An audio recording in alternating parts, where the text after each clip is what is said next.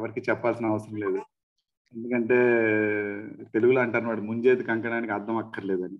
అలా ఈ ఇస్కాన్ మన సంస్థ తెలిసిన వాళ్ళందరికీ, ఎస్పెషల్లీ తెలుగు వాళ్ళు కాకుండా ఏ లాంగ్వేజ్, ఇంగ్లీష్లోనూ ప్రభు యొక్క ప్రాముఖ్యత అందరికీ తెలిసిపోయింది అనమాట. గౌరాంగ దర్శన్ ప్రభు అంటే ఆయన యొక్క శ్లోకాలు పఠించడం కానీ, ఆయన యొక్క సుబోధిని ద్వారా కానీ మనందరి ఇళ్లలో మనకి అందరికీ శిక్షా గురువులాగా గౌరాంగ దర్శన్ ప్రభు ఉన్నారనమాట. సో గౌరాంగ దర్శన్ ప్రభు గురించి చెప్పాల్సిన అవసరం ఏం లేదు. కానీ గౌరాంగ దర్శన్ ప్రభు మనకి ఇది వైష్ణవ సదాచారం ఏమిటంటే మన వైష్ణవుల్ని మనం గుర్తించి వాళ్ళందరికీ మనం గౌరవంగా ఆహ్వానించాలి. అది ఇక్కడ ఇంపార్టెంట్ ప్రిన్సిపల్ అనమాట. అందులో ఆ విధంగా గౌరాంగ దర్శన్ ప్రభు మనకి ఎస్పెషల్లీ వెరీ స్కాలర్లీ పర్సన్. ఈ ఇస్కాన్స్ మన సంస్థలో ఒక స్కాలర్లీగా ఉండి మనకి అందరికి శాస్త్ర పరిజ్ఞానం గురించి, శాస్త్రం గురించి చక్కగా చెప్పగలిగిన వాళ్ళలో గౌరాంగ దర్శన్ ప్రభు ఒకరనమాట. గౌరాంగ దర్శన్ ప్రభు భక్తి వేదాంత విద్యాపీఠ రీసెర్చ్ సెంటర్లో గోవర్ధన ఎకో విలేజ్ లో అసోసియేటెడ్ డీన్ గా ఉన్నారు. ఆయన అదే కాకుండా చాలా వివిధమైన పోస్ట్స్ లో ఆయన యొక్క సేవలను అందిస్తున్నారు అనమాట. యాక్చువల్ గా గౌరాంగ దర్శన్ ప్రభు మాస్టర్స్ డిగ్రీ ఉంది. ఐఏఎస్ అనేది ఇండియాలో ప్రెస్టీజియస్ ఇన్స్టిట్యూట్ అనమాట. దాని నుంచి ఆయన మాస్టర్స్ తీసుకుని చాలా వరకు ఆయన వ్యావహారిక సంస్థల్లో కూడా ఆయన పనిచేశారు. చాలా ఉన్నతమైన పదవులు స్వీకరించారు. ఆయన శ్రీల ప్రభుపాదుల వారి సంస్థకి ఆయన యొక్క పూర్తి సేవలను అందించడానికి ఆయన అవన్నీ వదిలేసుకుని ఆయన భౌతికంగా కూడా చాలా పేటెంట్స్ కూడా వెళ్ళడం కూడా జరిగింది. ఆయన పూర్తిగా ఈ మాంక్గా, ఒక బ్రహ్మచారిగా ఈ సంస్థలో ఉండిపోయారు. ఆయన చాలా ఇస్కాన్ జీవిలో కూడా చాలా సేవలు అందిస్తున్నారు.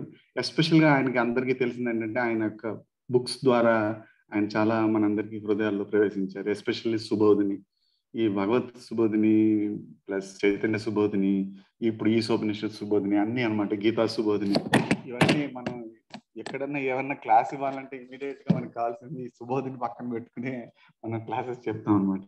సో ఆ విధంగా ప్రతి వాళ్ళకి గౌరాంగ దర్శన్ ప్రభు భక్తి అందజేశారు. ఆయన అలా ఆదరే కాకుండా ఆయన ఎన్నో టాపిక్స్ మీద, భాగవతం మీద అన్ని ఆయన చాలా లెక్చర్స్ ఉన్నాయి. ఎస్పెషల్లీ గౌడీ వైష్ణవిజం గురించి ఆయనకి చాలా ప్రజ్ఞానము ఉంది. ఆయన దాని మీద చాలా అవగాహన ఉంది.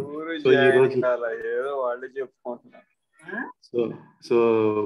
ఈ రోజున నేను సాదరపూర్వకంగా ఆయన ఆహ్వానిస్తున్నాను. మన గోపి చంద్రకృష్ణ ప్రభు అండ్ జీసీసీ కౌన్సిల్ తరపున నేను గౌరాంగ దర్శన్ ప్రభుని సాధారణంగా ఆహ్వానిస్తున్నాను. ధన్యవాద ప్రణాం ప్రభు. అందరికి ఆహ్వానిస్తూ 3 times హరిబోల్ చెప్తాం. హరి బోల్, హరి బోల్. Thank you Prabhu, welcome. And I will not take much time because మీ లీలలు వినాలని చాలా మంది మేము వెయిట్ చేస్తున్నాం. Hare Krishna. Thank you so much Radhapati Shyam Prabhu. మనం నిన్న గోవర్ధన లీల కొంతవరకు చెప్పుకున్నాం. అసలు గోవర్ధన పర్వతం ఎలా ఆవిర్భవించింది అనే విషయం చెప్పుకున్నాం. ఆ తర్వాత లీల కాస్త ప్రారంభించాం, ఒక 5-10 నిమిషాలు మాత్రం చెప్పుకున్నాం. ఇప్పుడు దాన్ని కొనసాగిద్దాం. ఓం నమో భగవతే వాసుదేవాయ. ఓం నమో భగవతే వాసుదేవాయ. ఓం నమో భగవతే వాసుదేవాయ. ఓం అజ్ఞానతిమిరాంధస్య జ్ఞానాంజనశలాకయ చక్షురున్మిళితం యేన తస్మై శ్రీగురవే నమః. శ్రీచైతన్యమనోభీష్టం స్థాపితం యేన భూతలే స్వయం రూపః కదా మह्यं దదాతి స్వపదాంతికం. వందేహం శ్రీగురోః శ్రీయుతాపదకమలం శ్రీగురూన్ వైష్ణవాంశ్చ శ్రీరూపం సాగ్రజాతం సహగణ రఘునాథాన్వితం తం సజీవం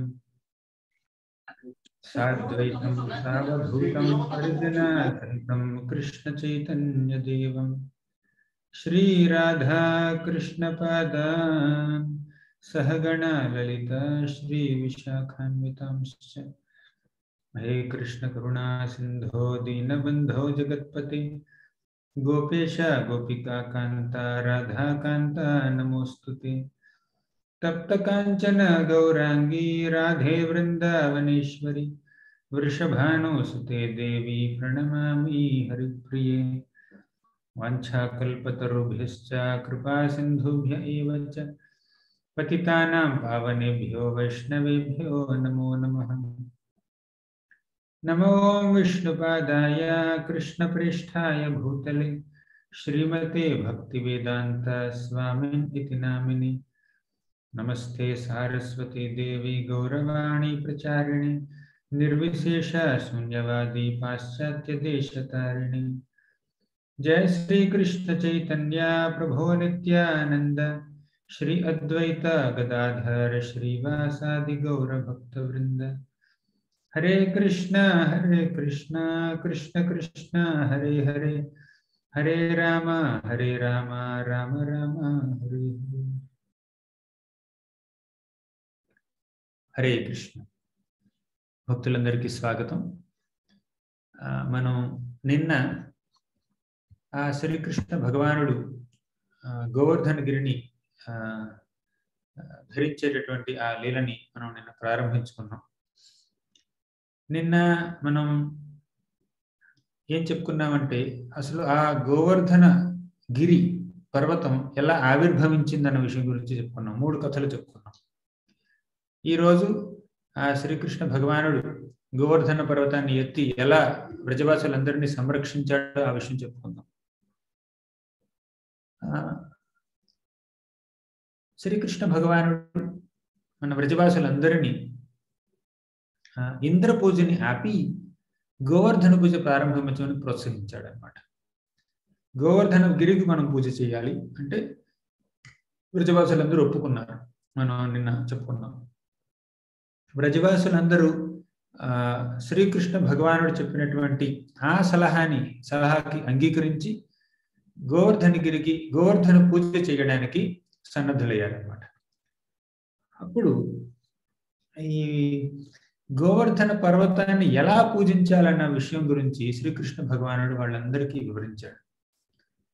మనం గోవర్ధన గిరితో పాటుగా గోపూజ కూడా చేయాలి, అదేవిధంగా బ్రాహ్మణ పూజ కూడా చేయాలి। గోవులు మనకు పాలిస్తున్నాయి, బ్రాహ్మణులందరూ మనకి విద్యనిస్తున్నారు। గోవర్ధనగిరి మన యొక్క ఈ బృందావనం మొత్తానికి ఎన్నెన్నో సేవలు అందిస్తుంది కాబట్టి మనం ముగ్గురికి పూజ చేద్దాం అని అన్నాడు। సరే వ్రజవాసులందరూ ఎన్నో తినుబండారాలు వండి గోవర్ధనగిరి ఎదురుగా పెట్టారన్నమాట। ఇంకా గోపూజ ఎలా చేయాలి? గోపూజ చేయడం కోసం అంటే కొన్ని లక్షల గోవులు ఉన్నాయి, ఎన్నో లక్షల ఆవులకి ఒక్కొక్క ఆవుకి పూజ చేయడం చాలా కష్టం కదా। కాబట్టి ఒక ఆవుని తీసుకువచ్చి గోవర్ధనగిరి ఎదురుగా ఒక ఆవుని తీసుకొచ్చి ఆ ఆవుకు పూజ చేశారనమాట। అంటే ఆ ఆవు బృందావనంలో ఉండే ఆవులన్నింటి యొక్క ప్రతినిధిగా ఉందన్నమాట, ప్రతినిధిగా పూజలు అందుకుంది।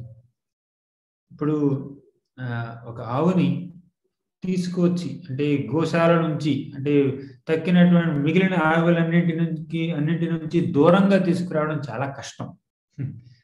కానీ ఈ గోవర్ధన పూజ వేడుకలు జరుపుకునే ఈ సందర్భంలో ఒక ఆవుని తీసుకువచ్చి పూజించారన్నమాట।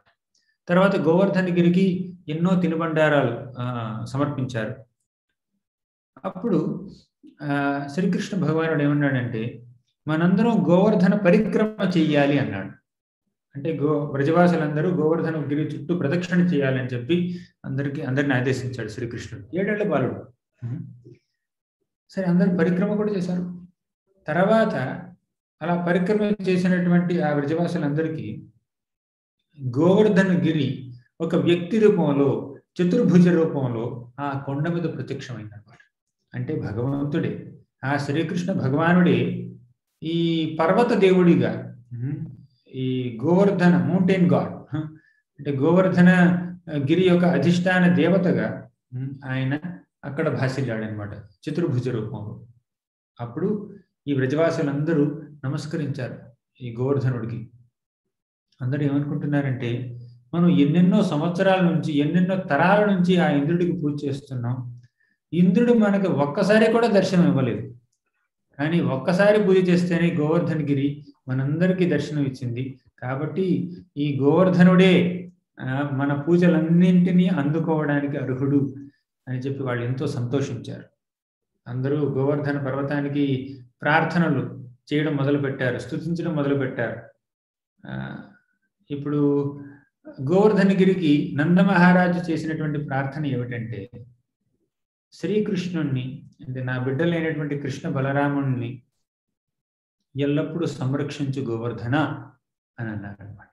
అంటే శ్రీకృష్ణుడి యొక్క శ్రేయస్సు తప్పితే మన వ్రజవాసులకి ఇంకేమీ అక్కర్లేదు. వ్రజవాసులందరికీ కావలసింది కేవలం శ్రీకృష్ణుడు ఆనందంగా ఉండడం. ఆ శ్రీకృష్ణ భగవానుడి యొక్క ఆనందానికి మించి వారు కోరుకోదగినది ఎటువంటిది లేదనమాట, ఇంకేమీ లేదు. అది శ్రీకృష్ణ భగవానుడికి ఉన్నటువంటి అంటే ప్రేమ అభిమానం. ఈ వ్రజవాసులందరితో శ్రీకృష్ణ భగవానుడికి ఉండేటటువంటి ప్రేమాభిమానాలు అలా ఉంటాయి అన్నమాట. సరే, ఇప్పుడు ఇలా గోవర్ధన పూజ చేస్తే వీళ్ళు ఈ వ్రజవాసులందరూ శ్రీకృష్ణ భగవానుడిని కీర్తించడం మొదలుపెట్టారు అన్నమాట. ముఖ్యంగా గోపికలు ఆ శ్రీకృష్ణ భగవానుడి యొక్క గుణగణాలని వర్ణిస్తూ పాటలు పాడుతున్నారు. పూతనని చంపింది ఎవరు? శ్రీకృష్ణుడే. తృణావర్తుని చంపింది ఎవరు? శ్రీకృష్ణుడే. యమలార్జున వృక్షాలని కూల్చింది ఎవరు? శ్రీకృష్ణుడే. అలా అని పాట పాడుతూ ఉన్నారనమాట. కాళీయమర్దనం చేసింది ఎవరు? శ్రీకృష్ణుడే.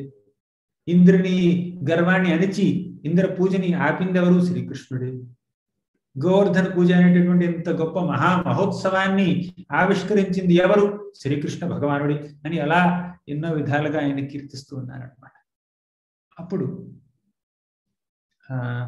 వాళ్ళందరూ అంటే ఇంతకు ముందు ఇటువంటి ఒక వేడుక ఎప్పుడు జరగలేదు. ఇప్పుడు వ్రజవాసులందరూ కలిసి ఒక దగ్గరికి చేరుకున్నారనమాట. గోవర్ధనగిరి ఎదురుగా వ్రజవాసులందరూ చేరుకున్నారు. రాధారాణి బర్సానా నుంచి వచ్చింది, అక్కడ అందరూ చేరుకున్నారు. వాళ్ళందరూ గోవర్ధనగిరిని ప్రదక్షిణ చేస్తున్నారు. ఇది ఒక గొప్ప మహోత్సవంగా మారింది అనమాట. సరే, వాళ్ళందరూ పూజ చేశారు, ఎంతో ఆనందించారు, ఇంటికి వెళ్ళారు. అంతేకాకుండా గోవర్ధనగిరికి ఎన్నెన్నో ఆహార పదార్థాలు పెట్టారు కదా. అంటే ఎంత ఆహారం అంటే అక్కడ పెట్టినటువంటి అన్నం ఒక పెద్ద పర్వతంలా ఉందన్నమాట. ఆ పర్వతం ముందు పెట్టినటువంటి అన్నం పర్వతంలా ఉంది, అన్నకూట అంటారనమాట. ఆ అన్నకోట పర్వతానికి పక్కన ఎన్నో చెరువులు ఉన్నాయి. ఏమిటా చెరువులు? దాల్, పప్పు. చెరువుల నిండా పప్పులు, తర్వాత పాలు, వెన్న,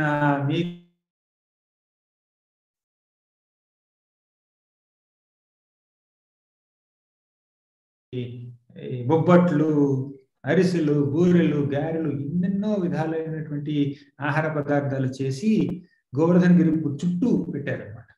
అప్పుడు గోవర్ధనగిరి అంటే చతుర్భుజ రూపంలో ఆ శ్రీకృష్ణ భగవానుడే గోవర్ధన పర్వతం మీద ఆవిర్భవించాడు, నేనే గోవర్ధనుడిని అన్నాడు అని వీళ్ళందరూ సమర్పించినటువంటి ఆహారం మొత్తం తినేశాడు అనమాట. ఆయన మొత్తం తినేశాడు, ఏం మిగల్చలేదు. తర్వాత ఇంకా కావాలన్నాడు, అణియోర్ అన్నాడు. ఇంకా కావాలి, ఇంకా ఆకలిస్తుంది, తీసుకురండి అన్నాడు. ఇంకా వీళ్ళందరూ వండడం ప్రారంభించారు, కానీ ఎంతనే వండుతారు, సరే అని ఆపేశాడు. ఆపి తను తిన్న ఆహారాన్ని కూడా మళ్ళీ వాళ్ళకి సమర్పించాడు అన్నమాట భగవంతుడు, మన గోవర్ధనగిరి. ఇక అందరూ ఆనందించారు. శ్రీకృష్ణ భగవానుడు గోవర్ధనగిరికి తన ప్రణామాలను అర్పించాడు అన్నమాట, ప్రణమిల్లాడు. ఇప్పుడు గోవర్ధనగిరి హరిదాసవర్యుడు అని మనం నిన్న చెప్పుకున్నాం. అంతాయమద్రిరబల హరిదాసవర్యో యద్రామకృష్ణ చరణ స్పర్శ ప్రమోద. అంటే గోవర్ధనగిరిని ఒక మహాభక్తుడిగా వర్ణించింది శ్రీమతి రాధారాణి. ఇప్పుడు గోవర్ధనగిరి భక్తుడు, ఎదురుగా ఉన్నది భగవంతుడు శ్రీకృష్ణుడు. ఆ గోవర్ధనగిరి ముందు ఈ శ్రీకృష్ణ భగవానుడు నమస్కరిస్తున్నాడు. అంటే భగవంతుడు భక్తుడికి నమస్కరిస్తున్నాడు. భక్తుడు భగవంతుడైతే భగవంతుడే భక్తుడయ్యాడు. అంటే ఇద్దరు ఒకటే, భక్త స్వరూపం భగవత్ స్వరూపం రెండు గోవర్ధనగిరి. కాబట్టి శ్రీకృష్ణ భగవానుడే ప్రణామాలు అర్పించాడు. అందరూ ఇళ్ళకి వెళ్ళారు, ఎంతో ఆనందించారు. అసలు ఇళ్ళకి వెళ్ళాలన్న కోరికే కలగలేదు, ఆయన వెళ్ళాల్సి కదా, తప్పదు, వెళ్ళారు. సరే, ఇంద్రుడికి విషయం తెలిసింది. ఈ బృందావన వాసులు నా పూజని ఆపివేసి ఒక కొండకు పూజ చేశారు. ఎంత అమాయకులు! అమాయకులు కాదు, అజ్ఞానులు. ఎంతో అజ్ఞానం లేకపోతే ఇలా ఒక కొండకు ఎవరైనా పూజ చేస్తారా అని చెప్పి ఇంద్రుడు ఏమన్నాడంటే, వీళ్ళకి గర్వం పెరిగిపోయింది. పశు సంపద చాలా ఉంది కాబట్టి, ఆవులు చాలా ఉన్నాయి కాబట్టి, పాలు, పెరుగు, వెన్న, మీగడ, జున్ను అన్ని ఎంతో సమృద్ధిగా వారికి కలుగుతున్నాయి కాబట్టి వారికి గర్వం పెరిగిపోయింది. ఒక ఏదో మాటకారి అయినటువంటి ఒక చిన్న 7 ఏళ్ల బాలుడి యొక్క మాటలు నమ్మి దేవతల్ని అవహేళన చేస్తున్నారు వీళ్ళు. ఎంత గర్వం వీళ్ళకి! ఇంద్ర పూజ ఆపి గోవర్ధన పూజ చేస్తారా? ఎంత గర్వం వీళ్ళకి అని చెప్పి వారిని ఎన్నో విధాలుగా విమర్శించాడు. అసలు వారికి గర్వం అన్నాడు. గర్వం ఎవరికి ఉంది ఇక్కడ? మన ఇంద్రుడికే ఉంది. ఆత్మవాన్ మన్యతే జగత్ అంటారు చూడండి. అంటే మనలో గర్వం ఉంటే మనం ఇతరుల్లో కూడా గర్వం చూస్తాం. మనలో ద్వేషం అంటే ఇతరుల్లో కూడా ఆ ద్వేషాన్ని చూస్తుంటాం అప్పుడప్పుడు. కాబట్టి ఈ మన ఇంద్రుడు ఎంతో కోప్పడి, నన్ను పూజించినటువంటి ఈ బృందావన వాసులందరినీ నేను సంహరిస్తాను, వారి బృందావనం గ్రామం మొత్తాన్ని సమూలంగా నాశనం చేసేస్తాను అని చెప్పి సంవర్తక మేఘాలను పిలిచాడు అనమాట. సంవర్తక మేఘాలు అంటే ఈ జగత్ ప్రళయం సంభవించే సమయంలో ఈ మేఘాలు, సంవర్తక మేఘాలు వచ్చి ఈ ప్రపంచం మొత్తాన్ని నీళ్లలో ముంచేస్తాయి అన్నమాట. కుంభవృష్టి కురిపిస్తాయి. అలా అటువంటి అంత గొప్ప మేఘాల్ని ఇంద్రుడు కేవలం ఒక గ్రామాన్ని నాశనం చేయడానికి వినియోగించాడు. చేతిలో పవర్, చేతిలో ఎంతో పవర్ ఉంది, చేతిలో శక్తి ఉంది, అధికారం ఉంది. ఆ అధికార దుర్వినియోగం చేయడానికి పాల్పడ్డాడు అనమాట ఈ ఇంద్రుడు. అంటే ఆ భగవంతుడి కృప వల్ల మనకి ఏవో కొన్ని సదుపాయాలు కలగవచ్చు, కొన్ని శక్తులు రావచ్చు, కాస్త ఒక పేరు పలుకుబడి ఉండొచ్చు. వాటన్నింటినీ భక్తులు భగవంతుడి యొక్క సేవలో వినియోగిస్తారు. అంతేగాని వారు గర్వపడరు. వారి యొక్క శక్తిని దుర్వినియోగం చేసి అమాయక ప్రాణుల్ని చంపడానికి కానీ ఇది ఇబ్బంది పెట్టడానికి కానీ వాడరు భక్తులు. కానీ ఇంద్రుడు భక్తుడైనా కూడా ఇలా కోపంతో, గర్వంతో కృష్ణుడి అత్యంత ప్రియమైనటువంటి భక్తులైనటువంటి ఈ వ్రజవాసుల్ని సంహరించడానికి ప్రయత్నిస్తున్నాడు అన్నమాట. ఎంతో మూర్ఖత్వం చూపిస్తున్నాడు ఇంద్రుడు. సంవర్తక మేఘాల్ని పిలిచాడు. వారితో పాటుగా 7 రకాల గాలుల్ని పిలిచాడు అనమాట. అంటే మేఘాలతో పాటు గాలి కూడా రావాలి కదా, అప్పుడే వర్షం వస్తుంది. ఎప్పుడైతే వర్షం వస్తుందో, కుంభవృష్టి కురుస్తుందో, దాంతోపాటు ఎన్నో గాలులు కూడా వీస్తూ ఉంటాయి. అంటే గాలుల్ని పిలిచాడు, సంవర్తక మేఘాల్ని పిలిచాడు, ఆదేశించాడు, వెంటనే వెళ్ళి వడగళ్ళ వాన కురిపించండి, మొత్తం బృందావనాన్ని మొత్తం నాశనం చేయండి అని ఆదేశించాడు అనమాట. అప్పుడు ఈ బృందావనంలో కుంభవృష్టి కురవడం మొదలైందనమాట. వర్షం ఎలా వస్తుందంటే, పెద్ద పెద్ద స్తంభాలు ఉంటాయి చూడండి. వర్షాలంటే కేవలం చినుకుల ద్వారా వస్తాయి. కాస్త వేగంగా వస్తే ఆ చినుకులే పెద్ద ఒక ధారలాగా కారుతూ ఉంటుంది. కానీ ఈ ధార ఎంత పెద్దగా ఉందంటే ఎన్నెన్నో స్తంభాలు పైనుంచి అలా కిందకు వస్తున్నట్టుందన్నమాట. ఆ మేఘాలు ఎలా ఉన్నాయంటే పెద్ద పెద్ద ఏనుగులు పక్కనే నడుస్తున్నట్టున్నాయి. మేఘాలు, ఏనుగులు తెలుసు, పెద్ద పెద్ద ఏనుగులు.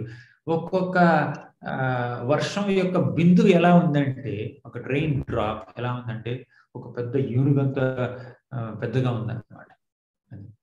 అంటే ఇది అహంకారం.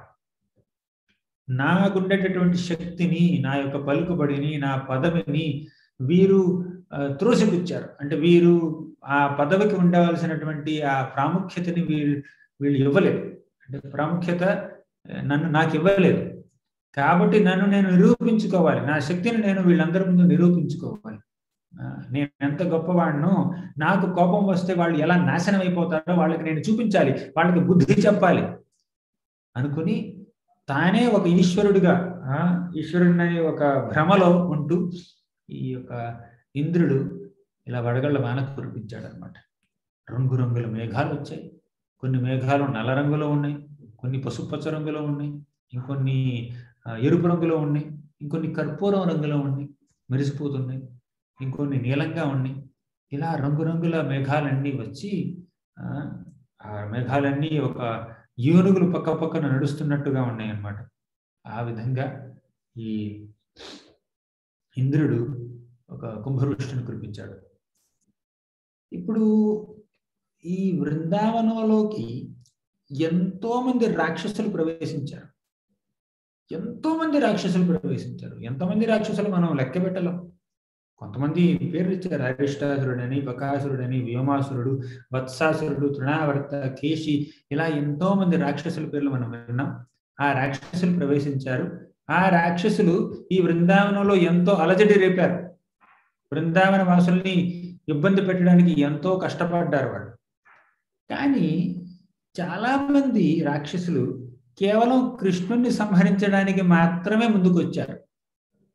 బ్రజవాసుల్ని పెద్దగా ఇబ్బంది పెట్టలేదు. వాళ్ళు ఇబ్బంది పెట్టాలి అనుకోలేదు కూడా. అఘాసురుడు అనుకున్నాడు, కొంతమంది అనుకుని ఉంటారు. కానీ వాళ్ళందరి యొక్క టార్గెట్ కృష్ణుడి, అంటే కృష్ణుని సంహరించాలనే వచ్చారు వాళ్ళు చాలా వరకు. కానీ ఇంద్రుడు భక్తుడైనా కూడా, అంటే భగవంతుడి యొక్క భక్తుడైనా కూడా, ఎప్పుడైతే ఇంద్రుడికి రాక్షసుల వల్ల కాస్త ఇబ్బందులు కలుగుతాయో అప్పుడు ఇంద్రుడు వెళ్ళి బ్రహ్మ ముందు మొరపెట్టుకుంటాడు. బ్రహ్మ ఇంద్రుడిని, దేవతలందరినీ తీసుకువెళ్ళి ఆ క్షీరసాగరం దగ్గరికి వెళ్ళి భగవంతుని వేడుకుంటాడు. అప్పుడు శ్రీ మహావిష్ణువు వీళ్ళందరికీ ఏదో ఒక దారి చూపిస్తాడు. సో ఈ విధంగా ఇంద్రుడు భక్తుడైనప్పటికీ ఇంద్రుడు ఇలా ఒక దుర్బుద్ధితో వ్యవహరిస్తున్నాడు అనమాట. అంటే ఈ బృందావనంలో దానవులు చేసినటువంటి అలజడి కంటే, దానవులు సృష్టించినటువంటి అలజడి కంటే ఈ దేవతలు సృష్టించినటువంటి అలజడే ఎక్కువ. అంటే ఒక భక్త బృందానికి శత్రువులు ఎవరు? బయట వాళ్ళు ఏదో ఒక ఇబ్బంది కలిగించవచ్చు భక్త బృందానికి. ఒక భక్తుల సాంగత్యంలో కొంతమంది భక్తులు నివసిస్తున్నారనుకోండి, ఆ భక్తుల యొక్క సమూహాన్ని ఏదో విధంగా ఇబ్బంది పెట్టడం కోసం చాలా మంది రావచ్చు బయట నుంచి. కానీ ఆ అలజడిని మనం తట్టుకోగలుగుతాం మనలో ఐకమత్యత ఉంటే. మనందరం కలిసి ఉంటే బయట వాళ్ళు సృష్టించినటువంటి అలజడిని మనం తట్టుకోగలుగుతాం. కానీ మనలోనే, అంటే మన భక్త బృందంలోనే, మన భక్త సాంగత్యంలోనే ఒక భక్తుడు సరిగ్గా ప్రవర్తించకపోతే, ఆ సరిగ్గా ప్రవర్తించినటువంటి కుబుద్ధితో ఉన్నటువంటి ఆ భక్తులు చేసేటటువంటి అలజడి ఎక్కువగా మనల్ని ఇబ్బంది పడుతుంది అన్నమాట. అంటే మనకి ప్రాబ్లం, మనకి సమస్యలు లోపల నుంచి ఎక్కువ వస్తాయి, బయట నుంచి తక్కువ వస్తాయి. సో కాబట్టి మనం ఈ ఇంద్రుడు భక్తుడైనప్పటికీ ఈ విధంగా ప్రవర్తిస్తున్నాడు. కాబట్టి భక్తులుగా ఉంటూ మనం మూర్ఖంగా ప్రవర్తించకూడదు అన్నమాట. అది ఇప్పుడు కృష్ణుడు ఇలా ఇంత వర్షం కురుస్తున్నప్పుడు కృష్ణుడు ఏం చేస్తున్నాడు? నందభవనంలో ఉన్నాడు, హాయిగా ఉన్నాడు. అప్పుడు ఈ వ్రజవాసులందరూ ఆవులతో సహా, ఆవులు, దూడలు, ఎద్దులు అన్నీ, గోపకులు వాళ్ళందరూ శ్రీకృష్ణ భగవానుడు ఎదురుగా వచ్చి మొరపెట్టుకున్నారు. నాయనా కృష్ణ, నువ్వు చెప్పినట్టే మేము ఇంద్రుడికి పూజ చేశాం, కానీ నువ్వు చెప్పినట్టు గోవర్ధనుడికి పూజ చేశాం, ఇంద్ర పూజ ఆపేశాం, ఇంద్రుడికి కోపం వచ్చినట్టు ఉంది, కాబట్టి నువ్వే ఆ ఇంద్రుడి బారి నుంచి మమ్మల్ని రక్షించాలి అన్నారు వీళ్ళందరూ. కృష్ణుడు మాత్రమే రక్షించగలరు వారిని. ఒక మంచి శ్లోకం ఉంది. కృష్ణో రక్షతు నో జగత్రయ గురో కృష్ణం నమధ్వం సదా కృష్ణేనాఖిల శత్రవో వినిహితాః కృష్ణాయ తస్మై నమః. కృష్ణాదేవ సముత్థితం జగదిదం సోస్మ్యహం కృష్ణే తిష్టతి విశ్వమేతదఖిలం. ఇప్పటిదాకా మన బాబు చెప్పారు, ఇప్పుడు ఈ ప్రభు చెప్తుంది. కృష్ణో రక్షతు నో జగత్రయ గురో కృష్ణం నమధ్వం సదా. ఈ మూడు జగత్తుల్ని రక్షించేది ఆ శ్రీకృష్ణ భగవానుడు మాత్రమే. కృష్ణం నమధ్వం సదా, అందుకే మనం ఎప్పుడూ శ్రీకృష్ణ భగవానుడికి మాత్రమే మొరపెట్టుకోవాలి. కృష్ణే నాఖిల శత్రవో వినిహితాః కృష్ణాయ తస్మై నమః.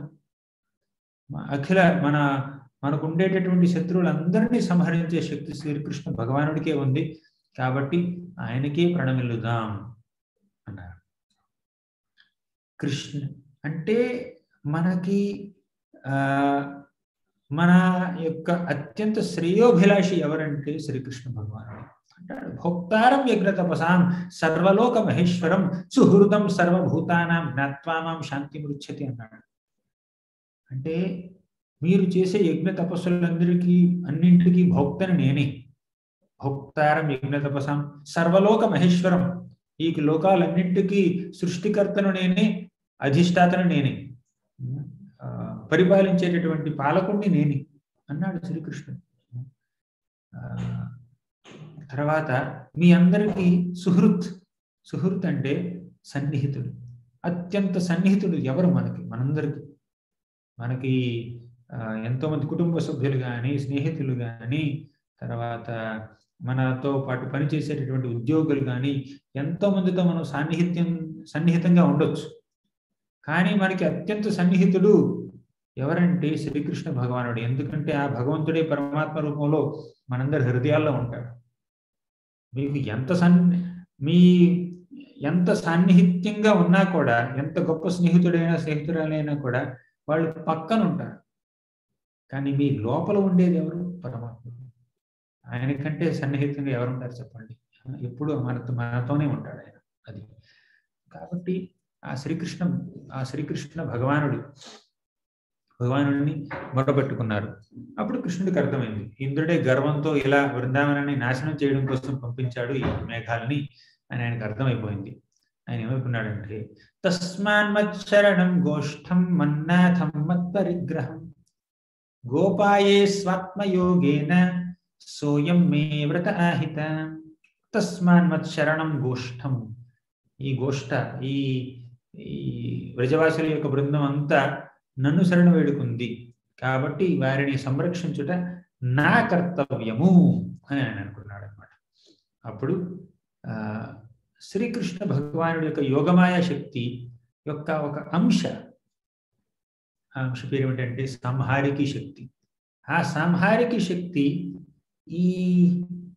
ఈ వర్షాన్ని కాసేపు ఆపిందనమాట. కొద్ది క్షణాల పాటు వర్షం కురవలేదు. శ్రీకృష్ణ భగవానుడు నందభవనం నుంచి గోవర్ధనగిరికి చేరుకునే వరకు ఈ వర్షం ఆగింది, నిలిచిపోయింది అనమాట. కృష్ణుడు పరిగెత్తుకుంటూ వెళ్ళాడు, గోవర్ధనగిరిని చేరుకున్నాడు. ఇప్పుడు శ్రీకృష్ణ భగవానుడు అలా పరిగెత్తి వెళ్తున్నప్పుడు ఆయన యొక్క ధోతి గాని, ఆయన యొక్క ఉత్తరీయం గాని, ఆయన యొక్క తలపాగా గాని ఏం తడవలేదు. ఎందుకు తడవలేదంటే వర్షం ఆగిపోయింది. ఆయన యొక్క శక్తి వల్ల వర్షమే నిలిచిపోయింది అనమాట. అక్కడికి వెళ్ళి శ్రీకృష్ణ భగవానుడు ఎలా అయితే ఒక చిన్న పసిబాలుడు ఒక మష్రూమ్ ఏమంటారు మర్చిపోయాను. సరే, మీకు తెలుసు కదా మష్రూమ్ అంటే పుట్టగొడుగు. ఎలా అయితే ఒక పసిబాలుడు ఆడుకుంటూ ఒక పుట్టగొడుగుని ఎత్తి పట్టుకోగలడు, అలా ఎత్తడం పెద్ద విషయమే కాదు. ఆ విధంగా శ్రీకృష్ణ భగవానుడు ఈ గోవర్ధనగిరి పర్వతాన్ని ఎత్తి తన చిటికిన వేలి మీద నిలబెట్టాడు. ఆ శ్రీకృష్ణ భగవానుడు ఆ గోవర్ధనగిరి పర్వతాన్ని అలా ఎత్తినప్పుడు ఏం జరిగిందంటే, ఆ పర్వతం కింద మధ్య భాగంలో ఒక పెద్ద రాయి ఆ పర్వతం నుంచి వేరు చేయబడి భగవంతుడు ఒక స్టేజ్ క్రియేట్ చేసింది అనమాట. ఆ శ్రీకృష్ణ భగవానుడు నిలబడడానికి ఒక వేదిక తయారైందనమాట. అప్పుడు అది గోవర్ధనగిరి పర్వతం గోవర్ధన పర్వతం యొక్క భాగమే అది. ఆ భాగం మీద, ఆ రాతి మీద భగవంతుడు నిలబడి ఆ పర్వతాన్ని ఎత్తి పట్టుకున్నాడు అనమాట. వీళ్ళందరూ విస్తుపోయారు. ఈ వ్రజవాసులందరూ ఆశ్చర్యంగా చూస్తూ ఉన్నారనమాట.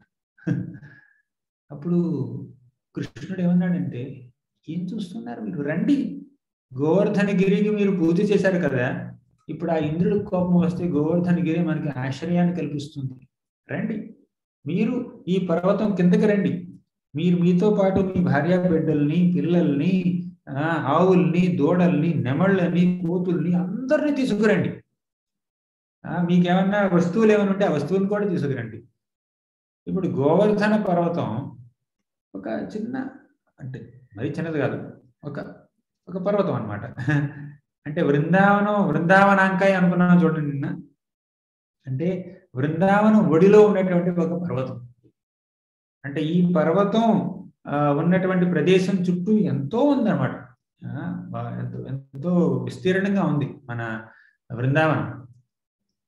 అంటే బృందావనంలో ఉండేటటువంటి వేల కొలది భక్తులందరూ, లక్షల కొలది ఆవులందరూ ఈ చిన్న పర్వతమైనటువంటి గోవర్ధన గిరి కింద ఎలా ఉండగలుగుతారు?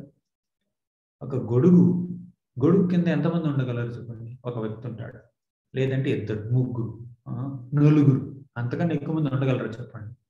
ఇప్పుడు గోవర్ధన పర్వతం ఎంత పెద్ద గొడుగు? 100 మంది ఉంటారా? 1000 మంది ఉంటారా?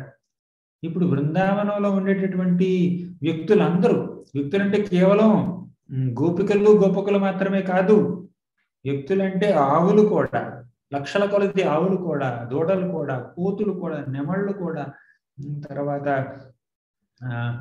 అన్ని, అందరూ, పెద్దవాళ్ళు చిన్నవాళ్ళు అందరూ లోపలికి రావాలి, వారి యొక్క సామాను కూడా రావాలి. ఇంతమందిని తన కింద ఉంచుకోవాలంటే గోవర్ధనగిరి ఎంత పెద్దది ఉండాలి? అంత పెద్దది కాదు గోవర్ధనగిరి. కానీ ఆ భగవంతుడి యొక్క ఇచ్ఛ మేరకు, ఆ భగవంతుడి చేతి స్పర్శ వల్ల ఈ గోవర్ధన పర్వతం పెద్దదైంది, ఎక్స్పాండ్ అయింది, చాలా విస్తరించింది అనమాట. ఆ గోవర్ధన గిరి యొక్క పరిమాణం పెరిగిపోతూ ఉందన్నమాట. అలా పెరిగి పెద్దది. హనుమంతుడి శరీరాన్ని ఎలా పెంచుతాడో ఆ విధంగా గోవర్ధన గిరి యొక్క శరీరం కూడా పెరిగిపోయిందన్నమాట. ఎంతమంది బ్రజవాసులు గోవర్ధన గిరి కిందకి వస్తుంటే అంత పెద్దగా మారుతుందన్నమాట గోవర్ధన గిరి. అది అలా కృష్ణుడు అలా గోవర్ధన గిరి ఎత్తి పట్టుకుంటే ఆ గోవర్ధన గిరి యొక్క ఆ శిఖరాలు మొబ్బుల్ని తాకుతున్నాయి. అసలు ఆ అందుకే కృష్ణుని గిరిధారి అన్నారు. పర్వతాన్ని ఎత్తి పట్టుకున్నాడు కదా, గిరిధారి అన్నారు. ఆ గిరిధారి పర్వతాన్ని ఎత్తే ముందు కనీసం ఆయన యొక్క నడుము కూడా బిగించలేదు. నడుము కట్టినటువంటి ఆ గుడ్డని, ఆ వస్త్రాన్ని ఆయన కూడా బిగించలేదు అనమాట. ఎందుకంటే నేను నడుము బిగిస్తే అది ఇంద్రుడు కురిపించినటువంటి వర్షానికి నేను ఒక ప్రాముఖ్యతనిచ్చినట్టు అవుతుంది అనమాట. అసలు నేను లెక్కే చేయట్లేదు. నువ్వు వర్షం కురిపిస్తావో, కుంభవృష్టి కురిపిస్తావో, వడగళ్ళు కురిపిస్తావో, నీ వజ్రాయుధాన్ని విసురుతావో, నాకేం లెక్క. నేను కనీసం నడుము కూడా బిగించను. వెళ్ళి హాయిగా ఆ గొడుగు వేసుకుని నుంచుంటాను. ఆ గొడుగులోకి నా భక్తులందరినీ పిలుస్తాను. ఏం చేసుకుంటావో చేసుకో అన్నాడు అనమాట పరోక్షంగా. ఆ శ్రీకృష్ణ భగవానుడు చేసినటువంటి ఈ పనిని హర్షిస్తూ విద్యాధరులు, గంధర్వులు, అప్సరసలు వాళ్ళందరూ కీర్తిస్తున్నారు అనమాట. అందరూ పొలవర్షం కురిపించారు. సో ఈ విధంగా ఆ భగవంతుడు రసరాజు అన్నారు ఆయన. రసరాజు అంటే రసాలన్నింటికి రాజు, అఖిల రసామృతమూర్తి. అప్పుడు నంద మహారాజు, యశోదామాత, రోహిణీమాత, గోపికలు, గోపకులు, గోపబాలకులు వీళ్ళందరూ వారి యొక్క వేల కొలది ఆవులు, దూడలు, ఎద్దులు, గేదెలు వాటన్నింటితో ఈ గోవర్ధన గిరి కిందకి వెళ్ళారు. వెళ్తే అసలు ఎలా కనిపిస్తుందంటే ఈ గోవర్ధనగిరి ఒక గొప్ప గొడుగులా కనిపిస్తుంది. ఛత్రి, ఆతపత్రం. ఆ గొడుగు మీద ఇప్పుడు ఆ గొడుగు మీద ఉన్నవి ఏమిటంటే ఈ మణులు పొదిగినటువంటి గొడుగులా కనిపిస్తుంది అనమాట. ఆ గొడుగుకున్నటువంటి ఆ కర్ర, ఆ దండం ఏమిటంటే శ్రీకృష్ణ భగవానుడి యొక్క చెయ్యి. సో ఈ విధంగా వాళ్ళందరూ గోవర్ధన పర్వతం కిందకి వెళ్ళారు. సరే, గోవర్ధన పర్వతం కిందకి వెళ్తే శ్రీకృష్ణ భగవానుడు ఎలా ఉన్నాడంటే ఒక నీలమణితో చేసినటువంటి ఒక స్తంభంలా ఉన్నాడు అనమాట పర్వతం మధ్యలో. అంటే ఎత్తైనటువంటి వేదిక మీద నిలబడ్డాడు కాబట్టి అందరికీ దర్శనం బాగా లభిస్తుంది. 7 ఏళ్ల పిల్లవాడు అంటే పొట్టిగా ఉంటాడు కదా, పెద్దవాళ్ళ కన్నా పొట్టిగా ఉంటాడు కదా 7 ఏళ్ల పిల్లవాడు అంటే. ఆ పిల్లవాడి యొక్క దర్శనం అందరికి కలగాలంటే పైన నిలబడాలి. ఆ స్టేజ్ క్రియేట్ అయిపోయింది అనమాట గోవర్ధనంలో. అలా పైన నిలబడ్డాడు. సరే సరే పర్వతాన్ని ఎత్తాడు, అందరికి గొడుగు పట్టాడు. కానీ వరదలు వస్తున్నాయి కదా, అంత వర్షం కురుస్తుంటే ఆ వర్షం కురిసి గోవర్ధన పర్వతం కింద ఉన్నటువంటి భక్తుల మీదకి రాదని నమ్మకం ఏమిటి చెప్పండి? అంటే అంటే అన్ని సైడ్ల నుంచి ఆ నీళ్లు పర్వతం కింద కూడా రావచ్చు కదా. దాన్ని ఎలా ఆపాడు శ్రీకృష్ణ భగవానుడు? చాలా మంచి వర్ణన ఉంటుంది. ఆనంద బృందావన చెంపు అని ఒక మంచి పుస్తకం ఉంది, కవికర్ణపురుడు రాసినటువంటి పుస్తకం. అందులో ఏం చెప్పారంటే, కృష్ణుడు ఎప్పుడైతే అలా పర్వతాన్ని ఎత్తాడో ఆ పర్వతం మీద ఉన్నటువంటి పూల మొక్కలు, పూల వృక్షాలన్నింటినీ అన్ని వర్షాన్ని కురిపించాయన్నమాట. ఏం వర్షం? పూల వర్షం. ముందుగా జరిగింది ఏమిటంటే పుష్పాభిషేకం జరిగింది.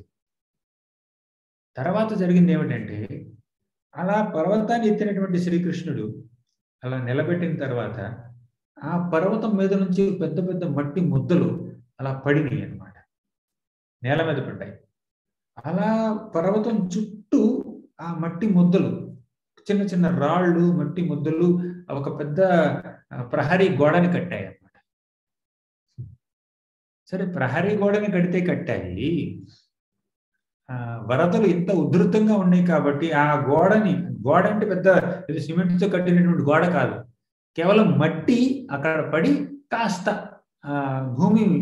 భూమి యొక్క దాని ఏమంటారు లెవెల్ కన్నా కాస్త పైకి లేచింది అనమాట. అది ఆ మట్టి ఎంతవరకు ఆపుతుంది? అప్పుడు కృష్ణుడికి ఏమనిపించిందంటే, ఈ వరద నీళ్లు పర్వతం కిందకి రాకూడదు కాబట్టి నేనేం చేయాలి? అనంతశేషుని పిలవాలి అని చెప్పి అనంతశేషుని ధ్యానించాడు భగవంతుడు. అప్పుడు అనంతశేషు వచ్చి ఆ పర్వతం మొత్తాన్ని తన యొక్క శరీరంతో చుట్టేశాడు అనమాట. చుట్టి తన యొక్క శరీరంతో ఒక పెద్ద గోడని నిర్మించాడనమాట భగవంతుడు, అనంతశేషుడు. సరే, గోవర్ధనగిరి కింద ఉన్నటువంటి వ్రజవాసులందరికీ సంరక్షణని ఇవ్వాలి అని అనంతశేషుని పెట్టాడు అడ్డంగా భగవంతుడు. మరి అందరి భక్తుల్లోకి గొప్ప భక్తుడైనటువంటి ఆ గోవర్ధన పర్వతానికి ఏం సంరక్షణ ఇచ్చాడు భగవంతుడు? పైనుంచి వర్షం పడుతుంది కదా, కాబట్టి ఆయన సుదర్శన చక్రాన్ని పిలిచాడు అనమాట. ఆ సుదర్శన చక్రం గోవర్ధన పర్వతం మీద అలా తిరుగుతూ ఇంద్రుడు కురిపించేటటువంటి ప్రతి నీటి బిందువుని ఆవిరి చేసేస్తుంది అనమాట. అంటే ఇంద్రుడు కురిపించే వర్షం ఈ గోవర్ధన పర్వతాన్ని తాకనే లేదు. అంటే మొదట్లో కాస్త తాకింది. అలా తాకడం ద్వారా ఏం చేసిందంటే గోవర్ధన పర్వతంలో ఉండేటటువంటి మొక్కలకు కానీ రాళ్లకు కానీ ఎటువంటి హాని కలగలేదు, కాకపోతే కడిగింది అనమాట. అంటే కొండలు ఎవరు కడగరు, వర్షాలు వస్తే అవి మెల్లమెల్ల మెరిసిపోతూ ఉంటాయి అన్నమాట. ఇంద్రుడు కురిపించిన వర్షం వల్ల గోవర్ధనగిరి అంతా తడిచి శుభ్రమైందనమాట. ఏ మురికి లేకుండా శుభ్రం చేశాడనమాట. మహా క్లీనింగ్ చేశాడనమాట ఇంద్రుడు గోవర్ధనగిరిని. అంతే జరిగింది. తర్వాత సుదర్శన చక్రాన్ని పిలిచాడు. ఆ సుదర్శన చక్రం అడ్డం పడింది అనమాట. ఇక వర్షం గోవర్ధనగిరిని ఏమీ చేయలేకపోయింది. సో ఈ విధంగా భగవంతుడి యొక్క లీలాశక్తి ఎన్నెన్నో లీలల్ని ఆవిష్కరిస్తుంది అనమాట. సరే, ఆ గోవర్ధనగిరి బయట ఒక పెద్ద సుడిగాలి, ఒక పెద్ద తుఫాన్. బయట ఒక తుఫాన్ ఉంటే లోపల ఇంకో తుఫాన్ ఉంది.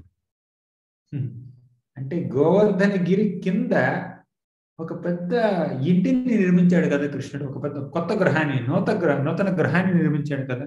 ఆ గృహంలో ఆయన యొక్క కుటుంబ సభ్యులందరూ ఉన్నారు. ఇప్పటి వరకు నందభవనంలో కొంతమంది మాత్రమే ఉండేవాళ్ళు ఆయన చుట్టూ. ఇప్పుడు రాత్రి పగలు 7 రోజులు 7 పగళ్ళు బృందావనంలో ఉండేటటువంటి భక్తులు అందరూ ఉన్నారు అక్కడ, ఆవులతో సహా, కూతులతో సహా. వాళ్ళందరికీ ఒకేసారి దర్శనమిస్తున్నాడు. అలా దర్శనమిస్తున్న సమయంలో కొండ కింద ఒక తుఫాన్ ఉందన్నమాట. కొండ పైన ఒక తుఫాన్, కొండ కింద ఒక తుఫాన్. ఇదేం తుఫాన్? ఆ తుఫాన్ అసలు ఎలా కురిసింది? తుఫాన్ ఉండాలంటే మనకు కావాల్సింది ఏంటంటే వర్షం ఉండాలి, మేఘాలు ఉండాలి, మెరుపులు ఉండాలి. ఇంతకీ మేఘం ఎవరు? ఆ భగవంతుడి యొక్క నీలి మేఘ ఛాయలో ఉన్నటువంటి ఆ దేహమే మేఘం. తర్వాత ఇప్పుడు భగవంతుడు ధరించినటువంటి ఆ నెమలి పింఛం ఇంద్రధనుస్సుతో సమానం. ఆయన యొక్క అందమే కుంభవృష్టి కురిపిస్తుంది అనమాట. అందంతో కుంభవృష్టి కురిపిస్తాడు ఆయన.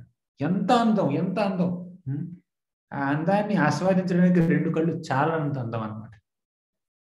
కాబట్టి అలా అందంతో కుంభవృష్టి కురిపిస్తున్నాడు. ఇంతకీ మెరుపు ఏమిటి అక్కడ? ఈ గోపికలే మెరుపులు అనమాట. ఆ గోపికలు ఎంతో ప్రేమతో ఆ భగవంతుడి యొక్క దర్శనం చేసుకుంటున్నారు. అదే ఒక మెరుపులా ఉందన్నమాట. తర్వాత అంటే ఇప్పుడు ఈ తుఫాను జరుగుతుంది చూడండి, కొండ కింద తుఫాను. ఈ భక్తులందరూ కలిసి ఆ శ్రీకృష్ణ భగవానుడి యొక్క దర్శనం చేసుకుంటున్నారు. ఈ వేడుక గోవర్ధన పూజ కంటే గొప్ప వేడుక అనమాట. బ్రజవాసులందరూ గోవర్ధన పర్వతాన్ని పూజించేటటువంటి వేడుకని ఎంతో ఆనందంగా జరుపుకున్నారు. ఇంతకంటే ఆనందాన్ని మేము ఇంతకు ముందు ఎప్పుడు అనుభవించలేదు అనుకున్నారు. కానీ ఇప్పుడు వాళ్ళకి ఏమనిపిస్తుందంటే, ఇంద్రుడు కుంభవృష్టి కురిపిస్తున్న సమయంలో ఆ శ్రీకృష్ణ భగవానుడు ఈ గోవర్ధన పర్వతాన్ని ఎత్తి చేతి మీద నిలబెడితే ఆయన కింద, అంటే ఆయనతో పాటుగా కొండ కింద మేము చేసినటువంటి ఈ వేడుకలు గోవర్ధన పూజ కంటే గొప్ప వేడుకలు అని వాళ్ళు అనుకున్నారు. సో తర్వాత ఏం జరిగిందంటే, అసలు శ్రీకృష్ణ భగవానుడి యొక్క సాంగత్యం, ఆయన యొక్క స్నేహం, సాంగత్యం ఈ వ్రజవాసులకి ఎల్లప్పుడూ లభించదు. పొద్దున్నే యశోదామాత శ్రీకృష్ణుని ఎంతో అందంగా అలంకరించి అలా అడవికి పంపిస్తుంది అనమాట. ఆవులతో పాటు, తర్వాత పిల్లలతో పాటుగా అడవికి పంపిస్తుంది. అలా పంపించిన క్షణం నుంచి మళ్ళీ శ్రీకృష్ణ భగవానుడు అడవి నుంచి ఈ గ్రామానికి వచ్చే వరకు ఆయన పట్ల విరహభావంతో ఉంటుంది అనమాట. అయ్యో, నా బిడ్డ తిన్నాడా, ఈ అడవిలో నడుస్తున్నాడు, కాళ్ళకి ఏమైనా దెబ్బలు తగిలినయ్యా, ఎంతో ఎలా ఉన్నాడు అని ఎంతో ఆతురతతో ఎదురు చూస్తూ ఉంటుంది అనమాట తల్లి. కాబట్టి శ్రీకృష్ణ భగవానుడి యొక్క సాంగత్యం తల్లికి లభించదు రోజు మొత్తంలో, పొద్దున్న నుంచి సాయంత్రం వరకు. సాయంత్రం భగవంతుడు వస్తాడు, సాయంత్రం శ్రీకృష్ణ భగవానుడు మళ్ళీ ఇంటికి వస్తాడు. అప్పుడు మళ్ళీ చూస్తుంది బిడ్డని. అప్పుడు పిల్లవాడికి స్నానం చేపించి, తర్వాత అన్నం పెట్టి, పాలిచ్చి, నిద్రపుచ్చి అలా అలా జాగ్రత్తగా చూసుకుంటుంది. తర్వాత నంద మహారాజు ఇంట్లో ఉన్నటువంటి ఆ సేవకులు ఉంటారు చూడండి, రక్తక, పత్రక, చిత్రక అనేటటువంటి ఈ సేవకులు, వీళ్ళు కూడా ఎన్నో సేవలు చేస్తారు. అంటే దాస్య భక్తులకి, వాత్సల్య భక్తులకి శ్రీకృష్ణ భగవానుడు అడవికి వెళ్లే ముందు, అడవి నుంచి వచ్చిన తర్వాత తన సాంగత్యాన్ని ఇస్తాడు అనమాట.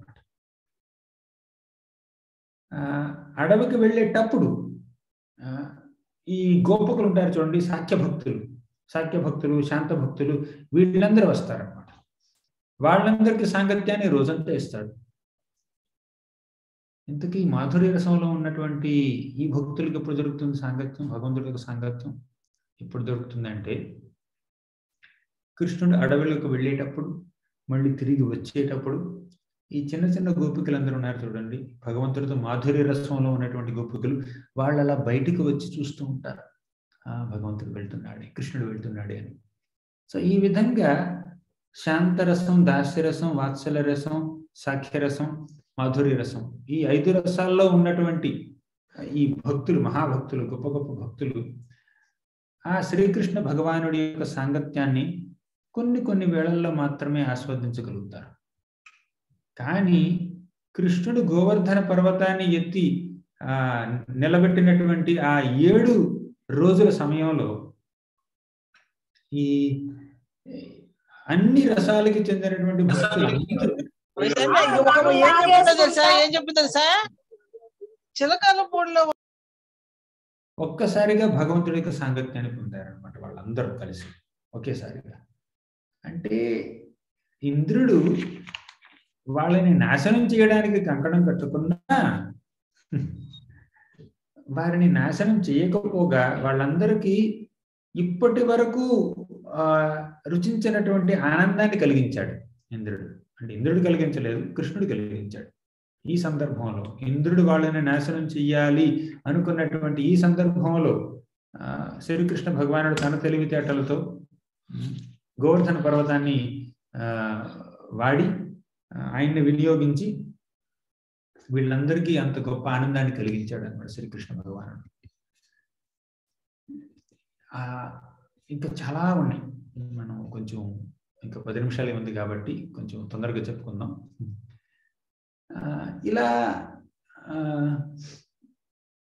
కృష్ణుడు గోవర్ధన పర్వతాన్ని ఎత్తి అలా పట్టుకున్న సమయంలో భట్టు మధుమంగళుడు ఏమన్నాడంటే, కృష్ణ అలసిపోయావు నువ్వు, కాస్త కొండని దించి కాస్త సేద తీర్చుకో, కొంచెం రెస్ట్ తీసుకో అన్నాడు అనమాట. మరి ఇంతకీ గోవర్ధన గిరి పర్వతాన్ని ఎవరు పట్టుకుంటారు? నా యొక్క బ్రహ్మ తేజస్సు వల్ల, బ్రహ్మ తేజస్సు ద్వారా నేను ఈ గోవర్ధన గిరిని నేను మోస్తాను, నువ్వు కొంచెం రెస్ట్ తీసుకో, విశ్రమించు అన్నాడు అన్నమాట. అప్పుడు యశోదామాత ఏమందంటే కృష్ణుడితో, కృష్ణ ఎప్పుడు ఇలాంటి అల్లరి పనులు చేస్తూనే ఉంటావు, నువ్వు ఎందుకు ఇంద్ర పూజను ఆపవు? నువ్వు ఇంద్ర పూజని ఆపడం వల్లే ఆ ఇంద్రుడికి కోపం వచ్చింది. కోపం వచ్చి ఈ కుంభవృష్ణుని కురిపించాడు. ఇప్పుడు నీ ఎంతో సున్నితమైనటువంటి నీ ఈ చెయ్యి ఎంత బరువైనటువంటి ఈ పర్వతాన్ని మోస్తుంది. ఎలా నిన్నింత బాధలో నువ్వు అలా చెయ్యి పెట్టుకుని అలాగే ఉండాలి 1 వారం రోజుల పాటు? నిన్ను అలా చూడడానికి నా మనసు ఎంత బాధపడుతుందో నీకేం తెలుసు అంటే, మన మధుమంగళుడు ఏమన్నాడంటే, యశోదామాత ఎందుకంత కోప్పడతాం?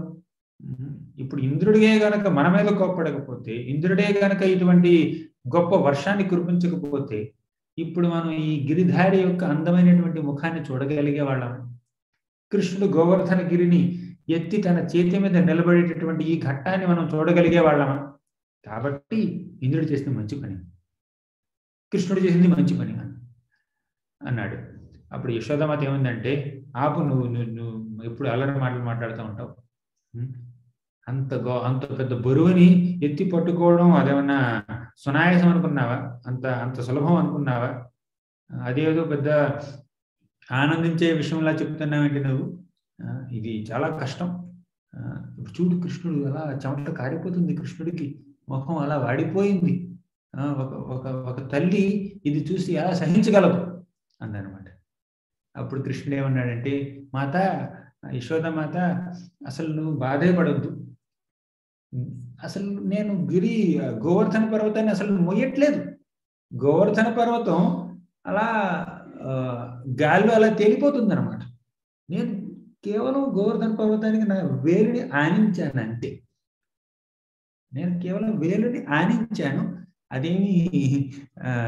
అది దాన్ని నేనేం మొయ్యట్లేదు అన్నాడు కృష్ణుడు. అప్పుడు యశోదామాత ఏముందంటే, నిజమా? అది కనుక నిజమే అయితే నువ్వు అక్కడ చెయ్యి తీసేసి అప్పుడు నేను నమ్ముతాను అందనమాట. అప్పుడు కృష్ణుడు చెయ్యి తీయలేదు, కొంచెం అలా కిందకు జరిపాడు. గోవర్ధన పర్వతం అలా ఫ్లోట్ అవుతూ ఉంది, కానీ చెయ్యి తీయలేదు అనమాట. ఎందుకంటే గోవర్ధన పర్వతానికి కూడా సాంగత్యం కావాలి కదా. ఇప్పుడు దాని సాంగత్యం మొత్తం బ్రజవాసులకి ఇచ్చేస్తే ఇప్పుడు గోవర్ధన పర్వతం అసలు ఎందుకంత పులకించిపోతుంది? కృష్ణుడి యొక్క స్పర్శ వల్ల. కాబట్టి కృష్ణుడు తన యొక్క చేతి స్పర్శని, వేలి యొక్క స్పర్శని గోవర్ధన పర్వతానికి ఇవ్వాల్సింది. అప్పుడు మధుమంగళుడు ఏమన్నాడంటే, మాత యశోదమాత, అసలు కృష్ణుడు గోవర్ధన పర్వతాన్ని ఎత్తి పట్టుకోవట్లేదు. గోవర్ధన పర్వతం గాలిలో తేలుతుంది. ఎలా తేలుతుంది? నేను మంత్రాలు చదివాను, నా మంత్రాల యొక్క శక్తి వల్ల, నా మంత్రశక్తి వల్లే గోవర్ధన పర్వతం అలా గాలిలో తేలిపోతుంది. కృష్ణుడు అసలు ఏమీ చేయట్లేదు. అప్పుడు యశోదమాత, ఆపు, చెప్పించాలి, ఆపు నువ్వు. నేను ఇక్కడ ఎంత బాధపడుతుంటే నువ్వు ఇలా ఊరికనే ఎగదాళి చేస్తున్నావు, జోకులు వేస్తున్నావు, నువ్వు నాన్సెన్స్, ఆపు అంది. అప్పుడు నంద మహారాజు యశోదమాతని కొంచెం ఓదార్చాడు. ఎందుకు నువ్వు పిల్లవాడిని తిడుతున్నావు? మధుమంగళుణ్ణి నువ్వెందుకు తిడుతున్నావు? ఎందుకంటే మధుమంగళుడు ఎంతో తెలివైన వాడు కాబట్టి నీ బిడ్డని కృష్ణుణ్ణి కీర్తిస్తూ నిన్ను ప్రోత్సహిస్తున్నాడు. నువ్వు బాధపడుతున్నావని చెప్పి కొంచెం నేను నవ్విస్తున్నాడు, ఓదారుస్తున్నాడు. అలాంటి పిల్లవాడిని ఎలా తిడతావు నువ్వు అని నంద మహారాజు యశోదమాతతో అన్నాడు అనమాట. సరే, ఈ విధంగా అలా ఎన్నెన్నో మంచి సంభాషణలు జరుగుతూ ఉన్నాయి. ఈ సమయంలో ఈ వ్రజవాసులందరూ వారిలో వారు మాట్లాడుకోవడం మొదలు పెట్టారనమాట. ఏం మాట్లాడుకుంటున్నారు? కృష్ణుడి యొక్క అందమైనటువంటి ఆ దివ్య మంగళ స్వరూపం గురించి మాట్లాడుకుంటున్నారు.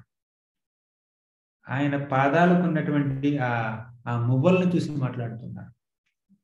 తర్వాత ఆయన యొక్క కళ్ళ నుంచి వెలువడేటటువంటి ఆ అందమైనటువంటి ఆ వీక్షణాలు, చూపుల్ని గురించి మాట్లాడుకుంటున్నారు. ఆయన పెదవుల పైన ఉన్నటువంటి ఆ చిరునవ్వుల గురించి మాట్లాడుకుంటున్నారు. ఈ విధంగా ఆ శ్రీకృష్ణ భగవానుడు త్రిభంగ రూపంలో అలా నిలబడి గోవర్ధన పర్వతాన్ని ఎత్తి పట్టుకున్నటువంటి ఆ గిరిధారి యొక్క అందాన్ని, గుణగణాల్ని వర్ణిస్తూ బ్రజవాసులు దర్శిస్తూ వర్ణిస్తూ వారి యొక్క సమయాన్ని అలా వెచ్చిస్తున్నారన్నమాట వాళ్ళు. అప్పుడు కృష్ణుడు వాళ్ళందరినీ ఆనందపరచడం కోసం ఎడం చేత్తో ఈ కొండనెత్తాడు, కుడి చేత్తో తన వేణువుని తీసి ఊదడం మొదలు పెట్టాడు అనమాట. అలా కృష్ణుడు వేణువు ఊదడం మొదలుపెట్టిన మరుక్షణం మధుమంగళుడు భటు ఏమన్నాడంటే, కృష్ణ, నువ్వు ఇప్పుడు వేణువు వాయించవలసినటువంటి సమయం కాదు ఇది. ఎందుకంటే నువ్వు వేణువు వాయిస్తే అసలు చలనం లేనటువంటి రాళ్ళు కూడా చెలిస్తాయి, కరిగిపోతాయి. ఎంతో అసలు చంచలమైనటువంటి పక్షులు కూడా ఋషుల్లా అలా నిలిచిపోతాయి. ప్రవహిస్తున్నటువంటి నదులు ఆగిపోతాయి. కాబట్టి నువ్వు వేణువు ఊదకూడదు. వేణువుతే ఏం జరుగుతుందంటే ఈ గోవర్ధన పర్వతం కరిగిపోయి ఆ నీళ్ళని మనల్ని ముంచేస్తాయి. ఇంద్రుడి వర్షం మనల్ని ముంచడం మాట పక్కన పెట్టు, అసలు గోవర్ధన పర్వతమే కరిగిపోయి నీరైపోయి మనందరినీ ముంచేస్తుంది. కాబట్టి నువ్వు అటువంటి పనే చెయ్యొద్దు, నువ్వు వేణు ఊదొద్దు అన్నాడు అనమాట. అప్పుడు కొంతమంది గోపకులు ఏమన్నారంటే, మధుమంగళ్, ఎందుకు మరీ అంత రెస్ట్లెస్ గా తయారవుతున్నావు నువ్వు? గిరిరాజుకి సహనం ఉంది, సహన శక్తి ఉంది. ఎప్పుడు కరగాలో ఎప్పుడు కరగకూడదో గిరిరాజుకు తెలుసు, మన గోవర్ధన పర్వతానికి తెలుసు. కృష్ణుడు వేణువు ఊదుతున్నాడు, నువ్వు దాన్ని విని పరవశించు, పులకించు, అంతే నువ్వు చేయాల్సింది, ఎక్కువ మాట్లాడద్దు అని మధుమంగళుడిని కొంచెం ఆపారనమాట మిగిలిన వాళ్ళు.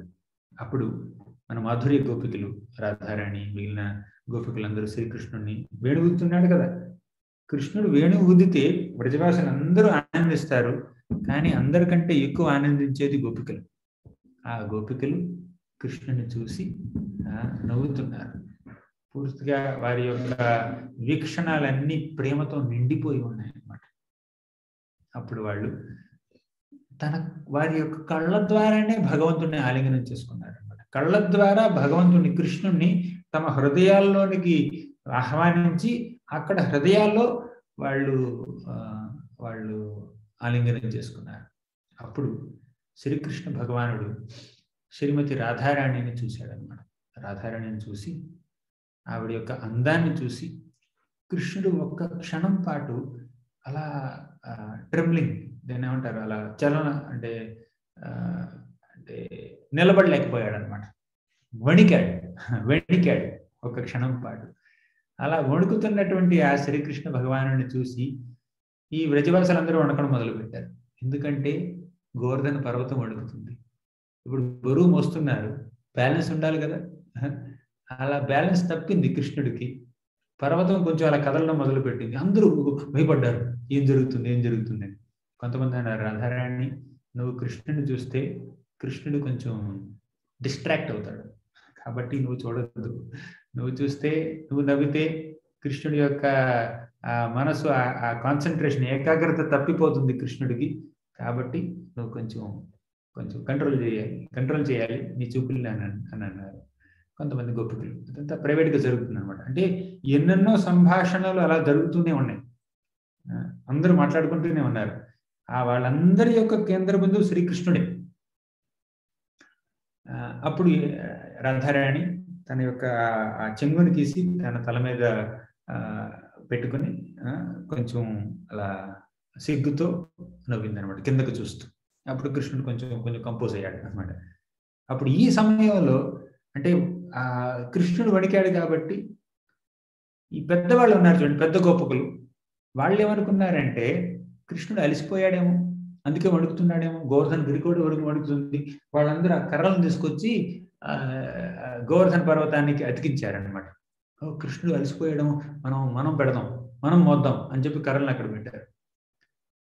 అప్పుడు కర్రలు కేవలం అది ఆనిస్తున్నారు, అంతకుమించి వాళ్ళే మోయట్లేదు. మోస్తున్నాం అనుకుంటున్నారు, కానీ మోసేది కృష్ణుడే.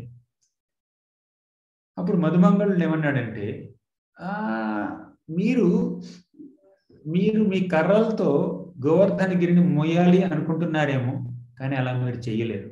మీరు కేవలం ఆ గోవర్ధన పర్వతం యొక్క శరీరాన్ని మీరు అలా ఏమంటారు గోకుతున్నారనమాట, మీ యొక్క కర్రల్ని అక్కడ పెట్టి.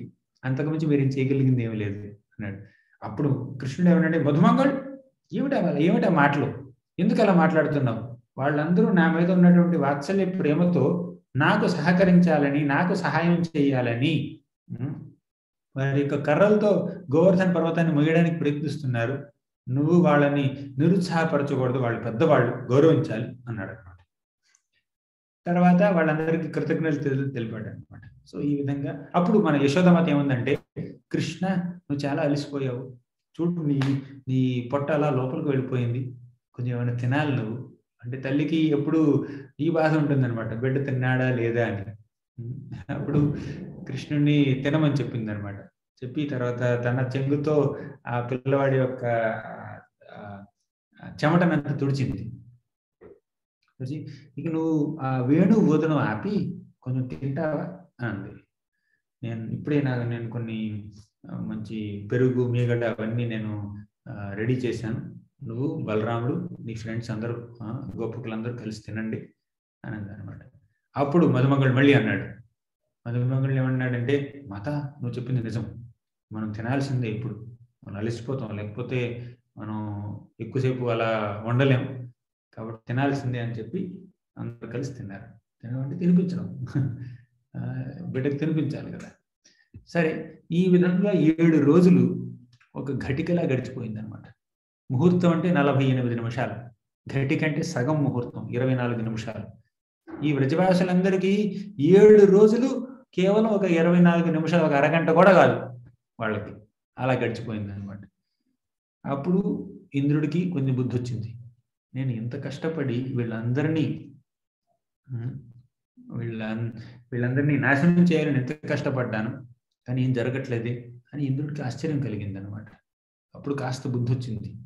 ఈ సంవర్తక మేఘాలన్నీ ఇంద్రుడి దగ్గరికి వెళ్ళి ఏమన్నాయంటే, ఇంద్ర మేము ప్రయత్నించాం, ప్రళయం బృందావనంలో ప్రళయం తీసుకురావడానికి ప్రయత్నించాం, కానీ మాలో నీళ్ళు ఏమీ లేవు, నీళ్ళన్నీ ఇంకిపోయాయి.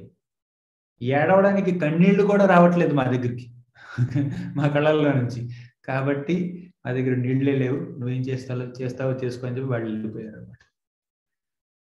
అప్పుడు ఇంద్రుడికి అనిపించింది, నేను ఎంత కష్టపడ్డా, సంవర్తక మేఘాల్ని పంపించినా కూడా ఈ బృందావనానికి ఏమీ జరగలేదంటే ఆ గోవర్ధన గిరిని ఎత్తి పట్టుకున్నటువంటి ఆ గిరిధారి శ్రీకృష్ణ భగవానుడి, నా ఆరాధ్య దేవతి, నన్ను దేవత స్థానంలో నిలిపినటువంటిది ఆయనే, నాకు ఇంద్ర పదవిని ఇచ్చిందే ఆయన. కాబట్టి ఆయన పట్ల నేను ఎంతో అణకువతో ఉండవలసినటువంటి వాడిని నేను. కానీ ఎంతో అహంభావంతో, అహంకారంతో ఆయనకి ఎదురు తిరిగాను. ఆయన ప్రియమైనటువంటి భక్తులందరినీ చంపడానికి ప్రయత్నించాను. ఎంత మూర్ఖుని నేను అని ఎంతో బాధపడి అలా బాధపడ్డాడు. మళ్ళీ మనం స్వర్గలోకంలో నుంచి కొంచెం భూలోకంలోకి వద్దాం. కెమెరాని మళ్ళీ ఇటు కొంచెం కాసేపు అక్కడ కాసేపు ఇక్కడ అలా చర్చించుకుందాం అన్నమాట. అలా బాధపడి ఇంద్రుడు వర్షాన్ని ఆపేశాడు. కింద వర్షం ఆగిపోయింది కదా. అప్పుడు కృష్ణుడు ఏమన్నాడంటే, వర్షం ఆగిపోయింది, మీరందరూ ఇళ్ళకి వెళ్ళవచ్చు అని అనౌన్స్ చేశాడు అన్నమాట. అనౌన్స్మెంట్. ఆ అనౌన్స్మెంట్ విని ఎవ్వరికి ఆనందం కలగలేదు. వర్షం ఆగిపోయింది అని ఎగిరి గంతేలేదు వాళ్ళు. వర్షం ఆగిపోయింది, అయ్యో ఇంద్ర, వారం రోజులు ఎందుకు ఆపేసావు నువ్వు? ఇంకో వారం కురిపించవచ్చు కదా, ఇంకో సంవత్సరం కురిపించవచ్చు కదా, అసలు జీవితం అంతా కురిపిస్తూనే ఉండు. ఎందుకంటే మా అందరికీ శ్రీకృష్ణ భగవానుడిని చూసే అవకాశం కలుగుతుంది. ఎలా ఉందంటే, కృష్ణుడు అలా కొండనెత్తి పట్టుకున్నాడు కదా, అంటే కృష్ణుడు ఫేసింగ్ ఒక సైడ్ ఉంటుంది. ఎదురుగా ఉన్న వాళ్ళు కృష్ణుని చూడవచ్చు, కానీ పక్కనున్న వాళ్ళు కూడా కృష్ణుని చూస్తున్నారు. ఇటు పక్క ఉన్న వాళ్ళు కూడా కృష్ణుని చూస్తున్నారు, వెనకాల ఉన్న వాళ్ళు కూడా కృష్ణుని చూస్తున్నారు. అంటే గొడుగు ఎంత పొడుగు ఉంటుంది కదా, ఎంతో పెద్దగా ఉంటుంది కదా. అంటే ఒక కృష్ణుడికి ఆ భక్తుడికి మధ్యలో ఒక 100 మంది ఉన్నా కూడా ఆ భక్తుడికి కానీ భక్తురాలకు కానీ కృష్ణుడిని ఫేస్ టు ఫేస్ చూస్తున్నటువంటి ఫీలింగ్ కలుగుతుంది అన్నమాట. అంటే భగవంతుడికి అచింత్య శక్తి ఉంటుంది. ఆ శక్తులన్నింటిలో ఆ శక్తి ఈ సృష్టిని ఏమనాలి, సృష్టించడానికి భగవంతుడు ఆ యొక్క అచింత్య శక్తిని వాడతాడు. అదేవిధంగా అచింత్య శక్తిని ఇంకా ఎన్నెన్నో విధాలుగా వాడతాడు. దుష్ట సంహారం చేయడం కోసం, శిష్యుల్ని రక్షించడం కోసం ఎన్నెన్నో విధాలుగా వాడతాడు. కానీ ఆ అచింత్య శక్తిని ఇంగ్లీష్లో అయితే చెప్పచ్చు, కొంచెం మాటలు రావట్లేదు ఇక్కడ. ఆ అచింత్య శక్తిని తన భక్తుల్ని సంతృప్తిపరచడానికి ఎంతో గొప్పగా వాడతాడు అన్నమాట కృష్ణుడు. అంటే రోజు చివరిలో సాయంత్ర సమయంలో ఒక ఆవుని పిలవాలి అంటే కృష్ణ ఆ ఆవు యొక్క పేరు పిలుస్తాడు. అక్కడ కొన్ని లక్షల కొద్ది ఆవులు ఉన్నాయి. ప్రతి ఒక్క ఆవుకి తన పేరే వినిపిస్తుంది. కృష్ణుడు పిలిచింది ఒక పేరే, కానీ ప్రతి ఆవుకి తన పేరు వినిపిస్తుంది అన్నమాట. ఆవులన్నీ వచ్చేస్తాయి. అది అచింత్య శక్తి. కృష్ణుడు ఒక గోపకుడిని కానీ ఒక వ్రజవాసిని ఫేస్ చేసి కూర్చుంటాడు, కానీ తన చుట్టూ వేల కొలది వ్రజవాసులు ఉన్న వాళ్ళందరికీ కృష్ణుడిని ఫేస్ టు ఫేస్ చూస్తున్నటువంటి ఫీలింగే కలుగుతుంది అన్నమాట. ఈ విధంగా శ్రీకృష్ణ భగవానుడు తన యొక్క అచింత్య శక్తిని చూపిస్తాడు ఆ బృందావనంలో. సరే, వీళ్ళందరూ వెళ్ళే మూడ్లో లేరనమాట. అయినా కూడా కృష్ణుడు, ఆ వర్షం తగ్గిపోయింది, వెళ్ళాల్సిందే మీరు అన్నాడు. సరే, అలా ఇష్టం లేకుండా అలా మెల్లిగా వాళ్ళు బయటికి వెళ్ళారనమాట. అలా బయటికి వెళ్ళారు. అప్పుడు కొంతమంది గోపకులు ఏమన్నారంటే, కృష్ణ ముందు నువ్వు బయటికి వెళ్ళు, మేము కొండను దించేసి వస్తాం, గొడుగుని అక్కడ పెట్టేసి మేము వస్తాం, నువ్వు ముందు బయటికి వెళ్ళు, చాలా అలసిపోయి ఉంటావు అన్నాడు. అప్పుడు కృష్ణుడు వాళ్ళని చూశాడు. ఓ, మాటలు ఎక్కువతున్నాయి మీకు అని చెప్పి కాస్త కొండ యొక్క బరువుని కాస్త వాళ్ళ యొక్క కర్రల మీదకి పెట్టాడు అనమాట. ఆ కర్రలన్నీ విరిగిపోయాయి, వాళ్ళందరూ పారిపోయారు. అప్పుడు కృష్ణుడు మళ్ళీ గోవర్ధన పర్వతాన్ని అక్కడే పెట్టి బయటికి వచ్చాడనమాట. అందరూ చూశారు కృష్ణుడు గోవర్ధన పర్వతాన్ని మళ్ళీ అక్కడ ఎలా దించాడన్న విషయాన్ని ప్రతి ఒక్కళ్ళు చూశారు, కానీ ఒక్కళ్ళు కూడా అర్థం కాలేదు ఎలా చేశాడని. చూస్తూనే ఉన్నాడు, వాళ్ళకి అర్థమే కాలేదు. మెజిషియన్ చేస్తాడు, మ్యాజిక్ చేస్తాడు చూడండి. ఏసేది ఎలా అంటాడు, వెంటనే బయటికి ఇప్పుడు తెల్లకాయని తీసుకుంటాడు, తెల్లకాయని తీసుకుని ఎలా చెప్తాడు, 2000 రూపాయల నోట్ వస్తుంది బయటికి. ఎలా చేశాడు ఎవరికి అర్థం కాదు. అందరూ చూస్తారు, వాళ్ళందరూ కళ్ళ ముందే జరిగింది, కానీ ఎలా చేశాడు అర్థమే కాదు వాళ్ళకి. అదేవిధంగా కృష్ణుడు కూడా గోవర్ధన పర్వతాన్ని అక్కడ పెట్టాడు, అక్కడ ఎలా పెట్టాడు అన్న విషయం వాళ్ళకి ఎవరికి అర్థం కాలేదు.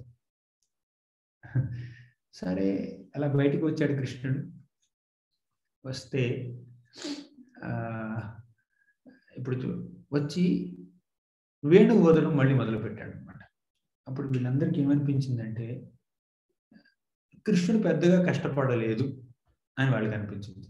అసలు కృష్ణుడు బయటికి రాగానే ఈ మాతలందరూ కలిసి కృష్ణుడు ఎదురుగా వచ్చి, కృష్ణ నువ్వు ఇంత పని చేసావే అని చెప్పి కృష్ణుని ఆలింగనం చేసుకుని ఆయన యొక్క ఎడమ చేయి తీసుకుని ఆ ఎడమ చేతి కాస్త మసాజ్ చేసి మర్దన చేసి, ఓ ఈ చేతిని మోసావు కదా, వారం రోజులు మోసావు, అలిసిపోయిందేమో చెయ్యి అని చెప్పి మర్దన చేసి దానికి ముద్దు పెట్టి అలా మాతలందరూ కృష్ణుని జాగ్రత్త చేస్తున్నారు.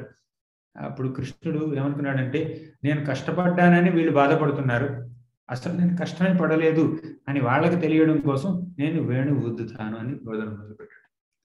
అప్పుడు యశోదామాత ఏముందంటే, ఇప్పుడు వేణు ఊదుతావేంటి, నువ్వు తినాల్సిన సమయం ఇప్పుడు అంటే యశోదామాత కృష్ణుడికి రోజుకి 8 సార్లు భోజనం పెడుతుంది. ఈ వారం రోజులు 8 భోజనాలు పెట్టలేదు కాబట్టి 8 × 8 × 7 56 చప్పన్ భోగ్ ఒకరోజు పెట్టేసింది అనమాట. అప్పటి నుంచి చప్పన్ భోగ్ వచ్చింది అనమాట మనకి. మన చప్పన్ 56 ఐటమ్స్ పెట్టడం అనమాట. చాలా సరే. ఇప్పుడు శ్రీకృష్ణ భగవానుడు వేణు వదలడం మొదలుపెట్టాడు. యశోదామాత ఏముందంటే, ఇది వేణు వదలవలసినటువంటి సమయం కాదు, ఏమైనా తినవలసినటువంటి సమయం అంటే కృష్ణుడు వాయిస్తూనే ఉన్నాడు. అప్పుడు సుబలుడి దగ్గరికి వెళ్ళింది యశోదామాత, ఈ తాంబూలం చేశాను కృష్ణుడికి, నువ్వు చెప్తే వింటాడు అని సుబలుడి చేతిలో పెట్టింది. సుబలుడు వెళ్ళి కృష్ణుడికి తినిపించాడు అనమాట. చాలా ప్రజవాసులందరూ వెళ్ళిపోయారు. సో ఆ విధంగా గోవర్ధన ధారణ మహామహోత్సవం జరిగింది. వాళ్ళందరూ ఎంతో ఆనందించారు. అందరూ ఆనందించారు, కానీ ఒక్కడు మాత్రం ఆనందించలేదు, అది ఇంద్రుడు. ఆ ఇంద్రుడు మళ్ళీ ఇప్పుడు కెమెరా పైకి తీసుకెళ్దాం, లేట్ అయింది, ఇంకో 5 నిమిషాలు ఇస్తే నేను ముగిస్తాను దీన్ని. సో ఇంద్రుడు బ్రహ్మదేవుడి దగ్గరికి వెళ్ళాడు. బ్రహ్మదేవుడు తిట్టాడు, క్లుప్తంగా చెప్తున్నాం. బ్రహ్మదేవుడు తిట్టాడు, నేను నీకు ఇప్పుడు హెల్ప్ చేయలేను నేను, ఎందుకంటే మొన్నే నేను కూడా తప్పు చేశాను. కృష్ణుడి యొక్క గోపబాలకుల వారి ఆయన యొక్క స్నేహితుల్ని, ఆయన యొక్క దూడల్ని నేను అపహరించాను అనమాట. అప్పుడు ఇంకా దాని నుంచి నేను ఇంకా తేరుకోలేదు. మళ్ళీ నువ్వు ఈ పని చేసావు, నువ్వు మళ్ళీ ఏ మొఖం పట్టుకుని నేను వెళ్ళగలను? కృష్ణుడికి ఆవులంటే ఇష్టం, నువ్వు సురభి దగ్గరికి వెళ్ళు, సురభితో పాటుగా కృష్ణుడి దగ్గరికి వెళ్ళు, అప్పుడు కృష్ణుడు నిన్ను క్షమిస్తాడు అన్నాడు అనమాట. అప్పుడు ఇంద్రుడు సురభితో పాటుగా అక్కడికి వెళ్ళాడు. వెళ్ళి కృష్ణుడికి క్షమాపణ చెప్పాడు. చాలా పెద్ద వృత్తాంతం. కృష్ణుడిని స్తుతించాడు. అప్పుడు కృష్ణుడు కొంచెం వార్నింగ్ ఇచ్చాడు, ఇలా ఇప్పుడు చేయొద్దు, నువ్వు ఇంద్రపూజ క్యాన్సిల్, పర్మనెంట్లీ క్యాన్సిల్. ఈ 1 సంవత్సరం కాదు, వచ్చే సంవత్సరం కూడా ఇంద్రపూజ లేదు, ఓకేనా? ఓకే. పై సంవత్సరం కూడా లేదు ఇంద్రపూజ, ఓకేనా? ఓకే, నువ్వేం చెప్తాది ఓకే. ఆ విధంగా అంటే భక్తుల మనసుల్లో గర్వం అంటే కృష్ణుడికి నచ్చదు. కాబట్టి మనం సేవ చేయాలి, సేవ బాగా చేసామని గర్వపడకూడదు. భగవంతుడు మనకి ఏదో ఒక ఫెసిలిటీ ఇవ్వచ్చు, పొజిషన్ ఇవ్వచ్చు, పలుకుబడి ఇవ్వచ్చు, శక్తి ఇవ్వచ్చు, ఏదైనా చేసేటటువంటి ఆ సామర్థ్యాన్ని ఇవ్వచ్చు. కానీ అది భగవంతుడు మనకి ఇచ్చింది, భగవంతుడు ఇచ్చిన దాన్ని ఆయన సేవలోకి వినియోగం చెయ్యాలి అన్న ఒక వివేకం మనకు ఉండాలి, లేకపోతే కష్టం. ఈ విధంగా మనం భగవంతుడిని ప్రార్థిస్తే ఆయన మన తప్పులను కూడా క్షమిస్తాడు. ఇప్పుడు శ్రీకృష్ణ భగవానుడు ఇంద్ర పూజను ఆపాడే కానీ ఇంద్ర పదవిని తీసేయలేదు, ఇంద్రుడిని తన పదవిలో నుంచి తీసేయలేదు. సరే, నువ్వు నీ సేవలను కొనసాగించు అని చెప్పాడు. ఇంద్రుడు వెళ్ళిపోయాడు. వెళ్ళే ముందు సురభి ఏమందంటే, కృష్ణ ఈ ఇంద్రుడు నిజమైన ఇంద్రుడు కాదు, నువ్వే నిజమైన ఇంద్రుడివి, కాబట్టి నిన్ను పూజించాలని మేము అనుకుంటున్నాం అంతేకాకుండా నీకు అభిషేకం చేయాలి, నీకు గోవింద అనే నామాన్ని నీకు ఇవ్వాలి అని మేము అనుకుంటున్నాం. సరే, కృష్ణుడు ఒప్పుకున్నాడు. సో వీళ్ళందరూ దేవతలందరూ వచ్చి ఆనంద బృందావన చెంపులో ఎంతో గొప్ప వృత్తాంతం ఉంది. వీళ్ళందరూ వచ్చి కృష్ణుడికి అభిషేకం చేస్తారు. దేవతలు, ఇంద్రుడు, చంద్రుడు, బ్రహ్మ, శివుడు, వరుణుడు, వాయువు, వాళ్ళందరూ వచ్చి కృష్ణుడికి అభిషేకం చేస్తారు, ఆరతి చేస్తారు. ఇదంతా ఇప్పుడు జరిగింది. తర్వాత రోజు కృష్ణుడు ఆవుల్ని దూడల్ని తీసుకువెళ్ళి అడవిలోకి తీసుకువెళ్ళాడు కదా, అప్పుడు జరిగింది. అప్పుడు కృష్ణుడు ఒక్కడే కాస్త గోవర్ధన పర్వతం దగ్గరికి వచ్చాడు. ఈలోగా దేవతలందరూ వచ్చి ఆయనకి ఇలా స్తుతించారు, అభిషేకం చేశారు. దూరం నుంచి ఆ గోప బాలికలు, కృష్ణుడి యొక్క స్నేహితులు చూస్తున్నారనమాట. ఎవరా కృష్ణుడు అంటే, వాళ్ళు ఎవరితోనో మాట్లాడుతున్నాడు అని పరిగెత్తుకుంటూ వచ్చారు. ఆ టైంకి వీళ్ళు ఆరతి ముగించేసి వీళ్ళు వెళ్ళిపోయారు, దేవతలు వెళ్ళిపోయారు. అప్పుడు పిల్లలందరూ కృష్ణుని అడిగారు, కృష్ణ ఎవరు వాళ్ళు, వాళ్ళంతా ఎవరు? కృష్ణ ఎవరో వచ్చారు, నాకు తెలియదు, అలా దాటేశాడు కృష్ణుడు. కానీ పిల్లలు ఏమన్నారంటే, మేము చూసాం, వాళ్ళందరూ నీకు పూజ చేస్తున్నారు, వాళ్ళందరూ ఇవన్నీ తీసుకొచ్చి అని తిప్పుతున్నారు. ఆ పేరఫరిన్ అదంతా అక్కడే ఉంది, సామానంతా అక్కడే ఉంది, ఆరతి, పళ్ళెం, ఆ తర్వాత ధూపం, దీపం, నైవేద్యం అంతా అక్కడే ఉందన్నమాట. అప్పుడు వాళ్ళు ఏం అన్నారంటే, వాళ్ళు చేసినట్టు మేము కూడా చేస్తాం అని చెప్పి వాళ్ళు ఆరతి పళ్ళెం తీసుకుని మళ్ళీ కృష్ణుడికి ఆరతి చేశారు అన్నమాట. రెండో ఆరతి, మొదటి ఆరతి దేవతలు చేశారు, రెండో ఆరతి ఈ పిల్లలు చేశారనమాట. కానీ కృష్ణుడికి దేవతలు చేసినటువంటి ఆరతి కన్నా పిల్లలు చేసినటువంటి ఆరతి ఎక్కువగా నచ్చింది. ఎందుకంటే వీళ్ళలో అమాయకత్వం ఉంది, ప్రేమ ఉంది, వాళ్ళలో భయం ఉంది, వాళ్ళలో ఏదో కొంత గౌరవం ఉంది. వాళ్ళు కృష్ణుడిని భగవంతుడిగా చూసి ఆరాధన చేశారు. కానీ ఈ పిల్లలు కృష్ణుడిని స్నేహితుడిగా చూసి ఆరాధన చేశారు అన్నమాట. సరే, అందరూ ఇంటికి వెళ్ళారు. సాయంత్రం ఎందుకు ఇంటికి వెళ్ళారు. ఇంటికి వెళ్తే పిల్లలందరూ పెద్దవాళ్ళకి చెప్పారు, నంద మహారాజు చెప్పారు, నంద మహారాజ్ ఈరోజు మేము ఏం చేసామంటే, మేము ఏం చూసామంటే చాలా మంది వ్యక్తులు వచ్చి కృష్ణుడికి పూజించారు. ఒక వ్యక్తి ఉన్నాడు, 5 కళ్ళు ఉన్నాయి, 3 కళ్ళు ఉన్నాయి. ఇంకొక ఆయన ఉన్నాడు, 4 తలలు ఉన్నాయి. ఇంకొక ఆయన ఉన్నాడు, 1000 కళ్ళు ఉన్నాయి ఒళ్ళంతా. ఇంకొక ఆయన ఉన్నాడు, ఎద్దు మీద కూర్చున్నాడు. ఇంకొక ఆయన ఉన్నాడు, హంస మీద కూర్చున్నాడు. వీళ్ళందరూ వచ్చి కృష్ణుడికి పూజ చేస్తున్నారు, ఏదేదో మాట్లాడుతున్నారు. మేము కూడా పూజ చేసిన తర్వాత మేము ఆరతి చేస్తాం. అప్పుడు నంద మహారాజు గోపికలందరూ ఏమన్నారంటే, అయితే మేము కూడా చేస్తాం అని చెప్పి ఆయన మళ్ళీ ఆరతి చేశారనమాట కృష్ణుడికి. 3 ఆరతులు ఇప్పుడు, ఒకటి దేవతలు, 2 పిల్లలు, 3 పెద్దవాళ్ళు. అడవి నుంచి మళ్ళీ ఇంటికి వచ్చిన తర్వాత అలా అందరి దగ్గర నుంచి ఆరతి అందుకున్నాడు కృష్ణుడు. ఈ విధంగా గోవర్ధన పూజ ఎంతో ముగ్ధ మనోహరంగా వర్ణించారు భాగవతంలో. ఆనంద బృందావన చెంపులు, గోపాల చెంపులు, అలా ఎన్నెన్నో గ్రంథాలు వర్ణించారు. మనం క్లుప్తంగా 1 గంటలో మనం దాన్ని చెప్పుకున్నాం. సో ఈ అవకాశాన్ని నాకు ఇచ్చినటువంటి ఈ భక్తులందరికీ నేను కృతజ్ఞతలు తెలుపుతూ ఇంతటితో ముగిస్తున్నాను. గ్రంథరాజ్ శ్రీమద్ భాగవతం కి జయ, శ్రీ ప్రభుపాద్ కి జయ. హరే కృష్ణ. హరే కృష్ణ రోజు, చాలా ధన్యవాదాలు రోజు. చాలా ముక్త మనోహరంగా అన్నట్టు నిజాన్ని చాలా అట్రాక్టివ్ గా చెప్పారు. హరే కృష్ణ రోజు. 1-2 క్వశ్చన్ ఆన్సర్ ఒకేలా ఏమైనా ఉంటే తీసుకుందాము. హరే కృష్ణ. ఓకే, ఎవరైనా సందేహాలు ఉంటే మీరు చెయ్యనెత్తండి, లేకపోతే వాట్సాప్ చాట్ లోనైనా పెట్టండి. హరే కృష్ణ.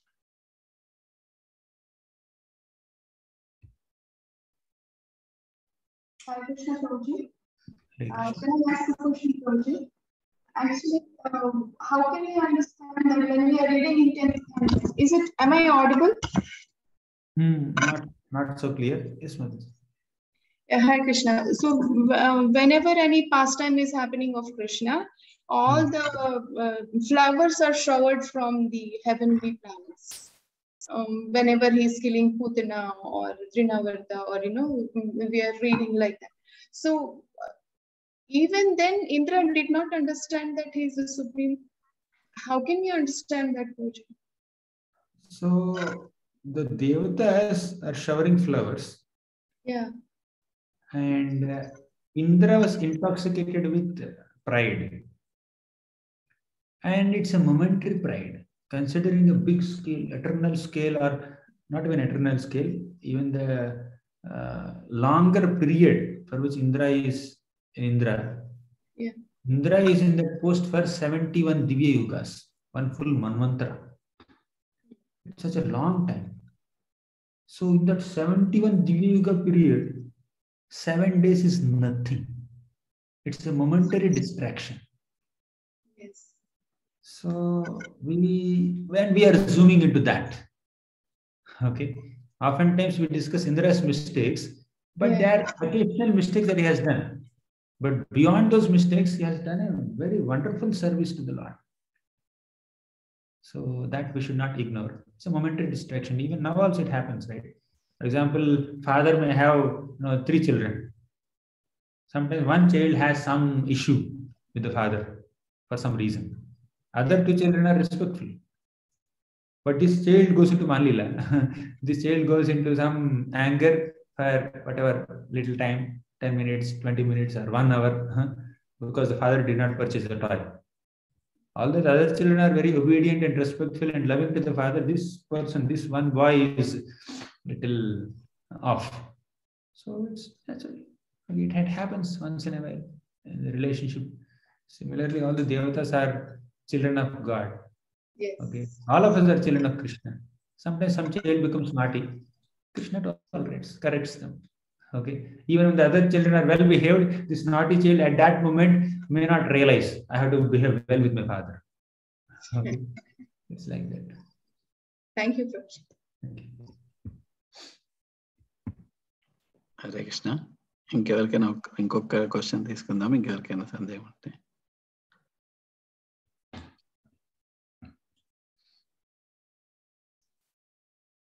ఓకే, ఏం లేనట్టు ఇప్పుడు ప్రభుజీ నేను శ్రీకాంత్ నిమాయ్ ప్రభుని ప్రభుజీ మీరు ఇందాక ఇంగ్లీష్ లో చెప్పారు, నాకు అర్థం కాలేదు, కాస్త తెలుగులో చెప్తారండి?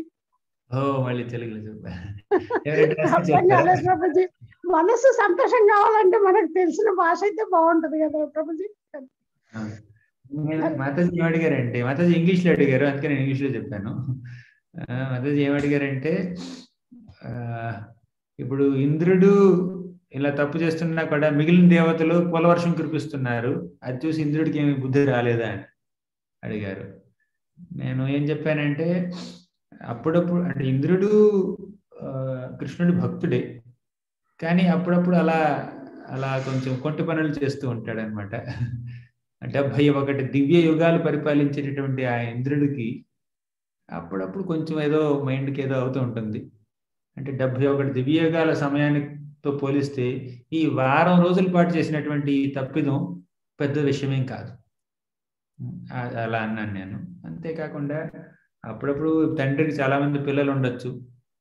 అందరి పిల్లలు తండ్రిని ఎంతో గౌరవంగా, ఆదరంగా, ప్రేమతో ప్రవర్తించవచ్చు. కానీ ఒక పిల్లవాడు ఏదో కొంచెం నొచ్చుకుని సరిగ్గా మాట్లాడకుండా తండ్రితో కాస్త ముభావంగా ఉండొచ్చు, కాసేపు 1 గంట సేపు, 1 గంట సేపు అలాగే ఉన్నాడు అనమాట ఇంద్రుడు. అది అంతకన్నా ఇంకేం లేదు. మళ్ళీ తర్వాత మళ్ళీ భగవంతుడి పాదాల మీద పడి ఎంతో ప్రాధేయపడి మళ్ళీ మామూలు అయ్యాడు అనమాట. ఒకటి, ఇంద్రుడు శుద్ధ భక్తుడు కాదు, పూర్తిగా కేవల భక్తుడు కానీ శుద్ధ భక్తుడు కానీ కాదు, కాస్త భక్తుడే, కానీ ఆ ఇంద్ర పదవి పట్ల కాస్త వ్యామోహం ఉన్నటువంటి భక్తుడు అనమాట. సరే హరే కృష్ణ. థ్యాంక్ యూ ప్రభుజీ, చాలా చాలా థ్యాంక్స్ అండి. మళ్ళీ మీ పునర్దర్శనం కూడా మళ్ళీ మళ్ళీ కావాలని మనస్ఫూర్తిగా కోరుకుంటున్నా ప్రభుజీ. అవసరం లేదు. Thank you Prabhuji. ప్రభుజీ శ్రీకాంత్ నిమాయ్ ప్రభుని మీ కృతజ్ఞతలు తెలిపమని. Thank you Gaurang Darshan Das Prabhuji. Thank you Sanatan Prabhuji, Balram దేశ్ ప్రభుజీ, గోపీజన్ ప్రభుజీ, రాధాకృష్ణ ప్రభుజీ, అందరికీ సీనియర్ డివోటీస్ అందరికీ సాదర ప్రణామములు. ప్రభుజీ మీ క్లాస్ చాలా అద్భుతంగా ఉంటుంది. తెలుగులో చాలా కానీ చాలా ఇంగ్లీష్లో కానీ చాలా మధురంగా, చాలా స్వీట్గా ఉంటుంది. మీ శ్లోకాలు నిజంగా అద్భుతంగా, ఆ ట్యూన్ చాలా హాయిని ఇస్తాయి, మాకు చాలా సూదింగ్గా ఉంటాయి. మీరు ఆ శ్లోకాలు చదివి మాకు ఇవాళ కూడా రంజింపజేశారు. ఆ పరమాత్ముడిని దర్శించుకునేలాగా భక్తులు అందరికీ కూడా ఆ లీలను అందరికీ మీరు అన్నట్టుగా కెమెరా పైకి తీసుకెళ్ళి కిందకి తీసుకురావటం, అది చక్కగా రియల్ గా మనకి చక్కగా చిన్నపిల్లలకి చెప్పినట్లుగా మీరు చక్కగా వే ఆఫ్ అది అందరికీ కూడా ఆహ్లాదకరంగా పరమాత్మని దర్శించుకునేలాగా అద్భుతంగా ఉన్నాయి. చాలా బాగా చెప్పారు. సమరైజ్ చేయడానికి చక్కగా కృష్ణ పరమాత్ముడు ఇప్పుడు కూడా బ్రాహ్మణుల్ని, ఆవులని, గోవులని, తర్వాత ఆ గోవర్ధనగిరిని పట్ల ఆయన చేసిన వాత్సల్యం, ఆయనకున్నవి అన్ని కూడా చెప్పారు. తర్వాత ఇంద్రుడు ఈ సంవర్తక మేఘాలను పంపించటము అవన్నీ కూడాను. తర్వాత భక్తులు, ఈ దాస్య భక్తులు, వాత్సల్య భక్తులు, సాఖ్య భక్తులు, శాంత భక్తులు, మాధుర్య రసంలో ఉన్న వాళ్ళు, ఈ భక్తులందరికీ కూడా పరమాత్ముడికి ఆ 7 రోజుల్లో అందరికీ నార్మల్ గా వేరు వేరు సమయాల్లో ఆ పరమాత్ముడు ఇచ్చే దర్శనం ఈ 7 రోజుల్లో అందరు భక్తులకి అంత సమయము వాళ్ళకి ఆ పరమాత్ముడిని దర్శించుకుని అవకాశం ఇచ్చారు అని చెప్పి చాలా విశదీకరించి మాకు తెలియజేశారు. తర్వాత మధుమంగళ, ఈ మధుమంగళ గురించి ఎక్కువ మనకి ఈ భోగ ఆరతి పాడినప్పుడు లడ్డు కాయ మధుమంగళ అని చెప్పి మనం పాడుతూ ఉంటాం. ఆయన గురించి కూడా చాలా వివరించి ఆయన ఆ కృష్ణ పరమాత్ముడు రాళ్ళు కరిగిపోతాయి అని చెప్పటం, అవన్నీ చెప్పడం అవన్నీ కూడా బాగున్నాయి. చాలా అద్భుతంగా చెప్పారు. థ్యాంక్ యూ, ధన్యవాదములు ప్రభుజీ. మీరు వచ్చినందుకు మళ్ళీ మాకు పునర్దర్శనము, మాకు మళ్ళీ మీతో అసోసియేషన్ కలగాలని ఆ కృష్ణ పరమాత్ముడిని ప్రార్థిస్తున్నాను. ధన్యవాదాలు, సాదర ప్రణామాలు. హరే కృష్ణ. సనాతన్ ప్రభుజీ. హరే కృష్ణ. హరే కృష్ణ ప్రభుజీ. ధన్యవాదాలు Prabhuji. Thank you Prabhuji. Prabhuji, so అందరి కోసం, ఇక్కడ సమావేశమైన భక్తులందరి కోసం నరసింహబంధం చేసి అందరికి బాగా జరగాలని కోరుకుంటూ ఈ సమావేశాన్ని ముగిద్దాము. Sorry, గోపిజన్ Krishna Prabhuji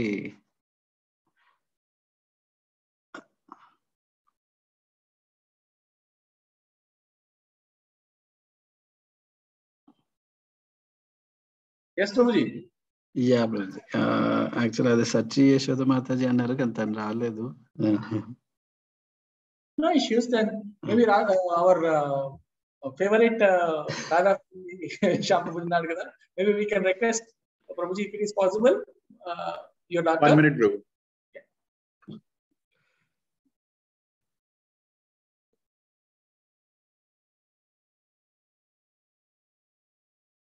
Yeah.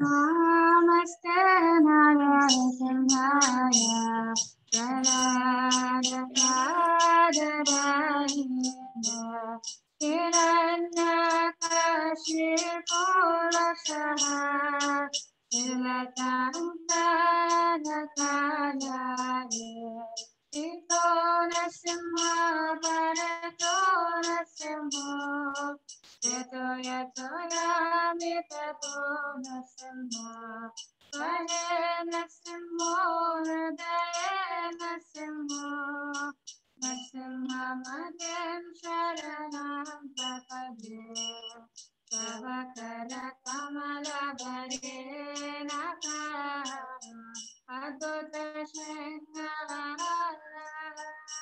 Lalita Hiranyakashipo Tanuvena Keshavadesa Naraharirupa Jagadadi Sahare